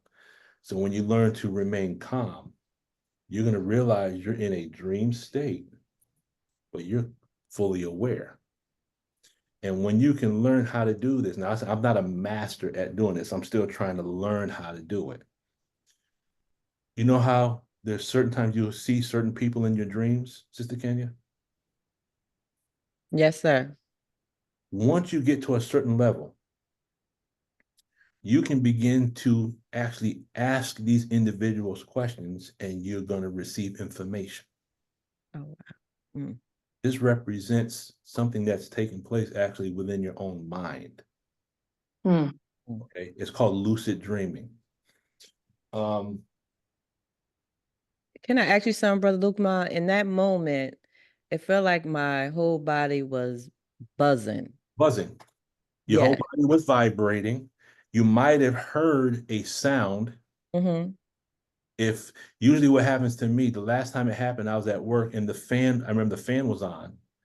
And when it happened, because we had got up, I think we had a call. Maybe the call was maybe 2 o'clock in the morning. So by the time I got back, I said, well, I'm up. I'm gonna do a couple of rak'ahs. And I noticed that the sound of the fan changed. It was a different pitch, the sound changed. And when that happened, then I felt the vibe. So I know when it's about to happen. At one time, I was terrified of it. I hated that. But in October of 2012, It was the first time that it occurred to me, and then I fought it. And now, again, I'm not trying to, this is not hocus pocus or abracadabra. I'm not trying to make myself more of anything. This is just the experience I had. It was like a voice in my head saying, the next time this happens, don't be afraid of it and just relax. So I said, okay, next time this happens, I'm just going to relax. And the very next night it happened, or the very next morning. And the experience that I had was I sat up in the bed and I turned around and I looked back at myself laying in the bed. So when that happened, that's when I started to really study, and I wanted to learn more about what exactly is this that's taking place. Once you get past the fear, you'll begin to have these other spiritual experiences. But as Sister Ania was saying, the fear is the thing that keeps us trapped in this messed body. And if you study the tech, you know what's called the theta and the mess theory, right? Yes, sir. Okay. This physical body is not us. This is just a tool we use. If you go back and you listen to the Deportation of the Moon by Sister Ava, if you look at the video clip where she talks about, now if you haven't seen this clip, let me know, I'll send you the clip. She talks about what dreams, the significance of dreams. Have you ever seen that clip? I don't believe so. No, sir. Okay. No, sir. Neither have I. Okay, I'm gonna play that real quick. It's a very short clip and then we'll end it. If you have any more questions about this, send me an email and I'll send you the books that I study. But once you experience this, your life will change. Your life is going to change. Allah says in the Holy Quran that he takes men's souls at night, right? Yes, sir. Those who the decree of death has not been turned on, he sends them back. Well, the question is, where are we going to and where are we coming from? Something is taking place at night when we're asleep. But what happens is, if you happen to be awake when this happens, you experience what is taking place. And the best way I can describe it is, it's the most exhilarating, the most peaceful, the most beautiful, the most tone 100 thing that I've ever experienced. It's just such a feeling of bliss that there's no emotion, no anger, no suffering, no grief, no apathy, no nothing. It's a feeling of pure bliss. And it's almost like when you come back, you're like, damn. Okay. So I say that to say, if and when that happens again, just relax. There's nothing to fear. Keep your eyes closed, relax, don't move a muscle. The next thing you might have to worry about is to feel what it is to be pulled from your body at first is a weird feeling. It's weird. It takes some getting used to. But the lucid dreams and the out-of-body experience are real. Mother Tainetta Muhammad has spoke on it. The minister has spoken on it. But we have to get past this physical body thing and get up into the higher frequency of things so we can get into our God power. Does that kind of make sense? Yes, sir. Okay. I'm gonna play this other clip real quick and then we'll wrap it up. Let me see if I can find, sister. Your brain starts collating and it sorts out all. Then at night, when you go to sleep, your brain starts collating and it sorts out all of the recorded photographs that your eyes picked up. And it assigns interpretation. And this is why our dreams sometimes are strange. The components are real, but they don't seem to fit. You know, like in one scene, you're in one place, and suddenly in the blink of an eye, you're transferred somewhere else. And strange people, like you may know this person from high school and they're in a dream, and another person that you know at this point in life and they're in the dream. Well, all of these are stored memories that the brain is trying to sort out to clear itself of madness. And in the course of this, however, if you are doing right, God is actually using your own stored memories to send you coded messages.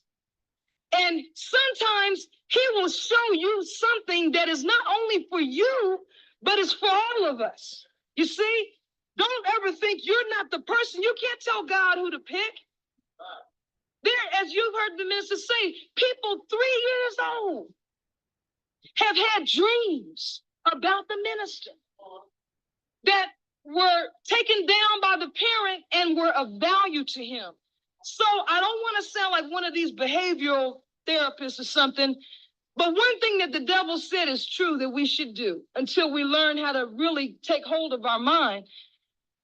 Put a pad by your bed if you don't remember your dreams.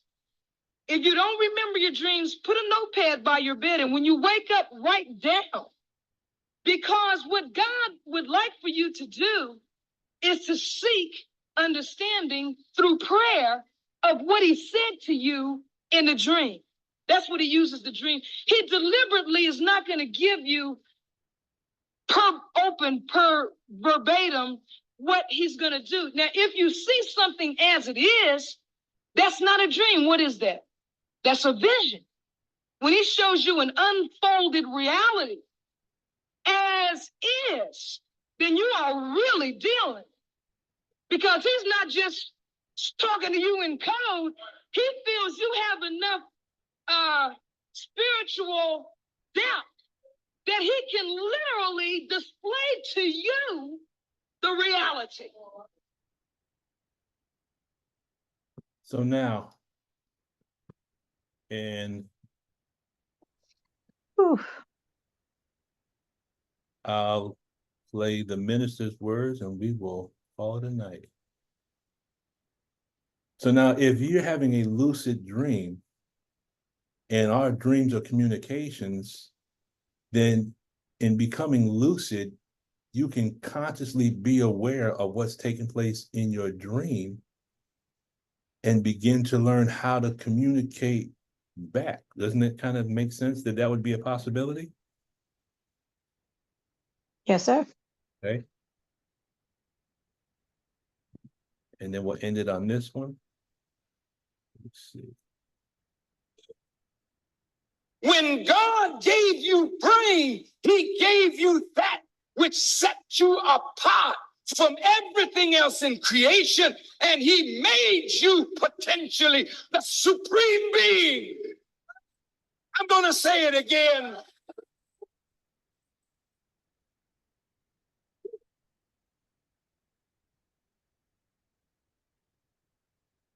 What did he make you? Potentially the supreme being. What does being mean? Being means that which exists. That which exists is that which takes up space, has weight, and is considered matter. It exists. It has being. Supreme means the highest, most exalted existence. Is there anything in creation more exalted than human beings? Come on. Can you find something in the animal kingdom higher than you? Can you find something in the material creation higher than you? There's only one being higher than all, and that is the supreme of the supremes. He's called God by some, or Allah by others, or Yahweh or Jehovah by others, but he's the supreme existence. But you are made, according to the Bible, in his image and after his likeness. So you are the supreme beings under God's supremacy. That's your potential. Now you got the potential to be the highest. But brother and sister, we also have the potential to be as low down as a viper. Because the snake can't think. It does the actions of a snake because that's the nature in which it's created. But you can think. And if you plot and plan devious, crooked, scheming things to deprive somebody else of what is lawfully theirs, then your mind is operating like the mind of a snake. Do you understand what I'm saying? Yes, sir. When you see your brother or sister with a fine car and you wait at the gas station with a 9mm, and your objective is the minute they step out of the car to get the gas, you put the gun to the head, and if they resist, shoot them and take their car.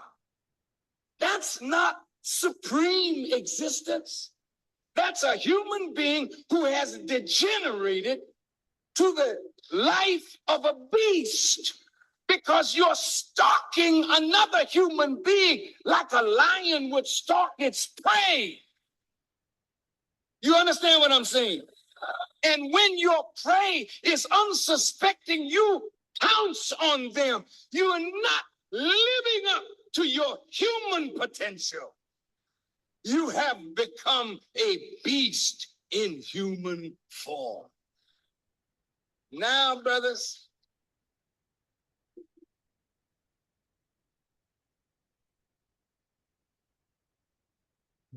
That might be a good place to finally land it.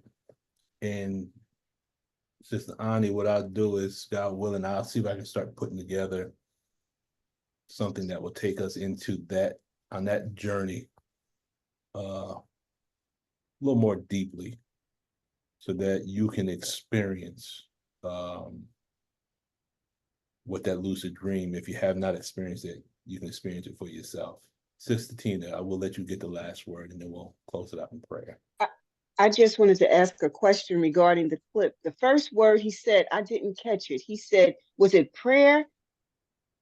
Is that what he said? I did not catch that first word that takes us into our potential supreme being, takes us into our potential God self. Let's see. I think it was brain. Brain. Okay. You think? Okay. What I'll do is this, so that I don't tie up more time. I'll go back over it real quick, and then I'll send you I'll send you an answer to that question. Okay, but it could have been brain. Okay, yes, sir. I'll wait for your answer. And for those that are interested, I took and transcribed Sister Ava's words, and then as soon as I typed that up, because for me, I'm gonna study that like almost like a study guide. As soon as I'm done, I'll send that to those who are interested, so you have that the video of Sister Ava, but you have the transcription of her words at the same time. But outside of that, I pray a lot that we got some case gain, we learned something, we got something new, we saw some things within ourselves. And as always, if you have any questions or thoughts, just send an email. I am going to put together, God willing, another Zoom dealing with that specific subject, and I will try to support it with the minister's words, Mother Tanetta's words, Brother Jabril's words. That way we have some stable datum. And if there's nothing else, let us go ahead and close it out in prayer. And I would recommend, I know I've kept you up a while, if you get a chance, go forward to Closing the Gap with Brother Taquan and support our family in their Zoom meeting. Attention prayer. I seek refuge in Allah from the accursed Satan. In the name of Allah, the Beneficent, the Merciful. All praise is due to Allah, Lord of the worlds, the Beneficent, the most merciful. Master the day of judgment in which we now live, the alone that we serve, thine aid do we seek. Please, Allah, guide us on the straight path, the path upon whom thou hast bestowed favors, not the path upon whom thy wrath is brought down, nor of those who go astray after hearing thy teaching. Ameen. Ameen. Assalamu alaikum, family. May Allah continue to bless us. Walaikum Walaikum salam. Walaikum salam, sir. Thank you. Thank you, family.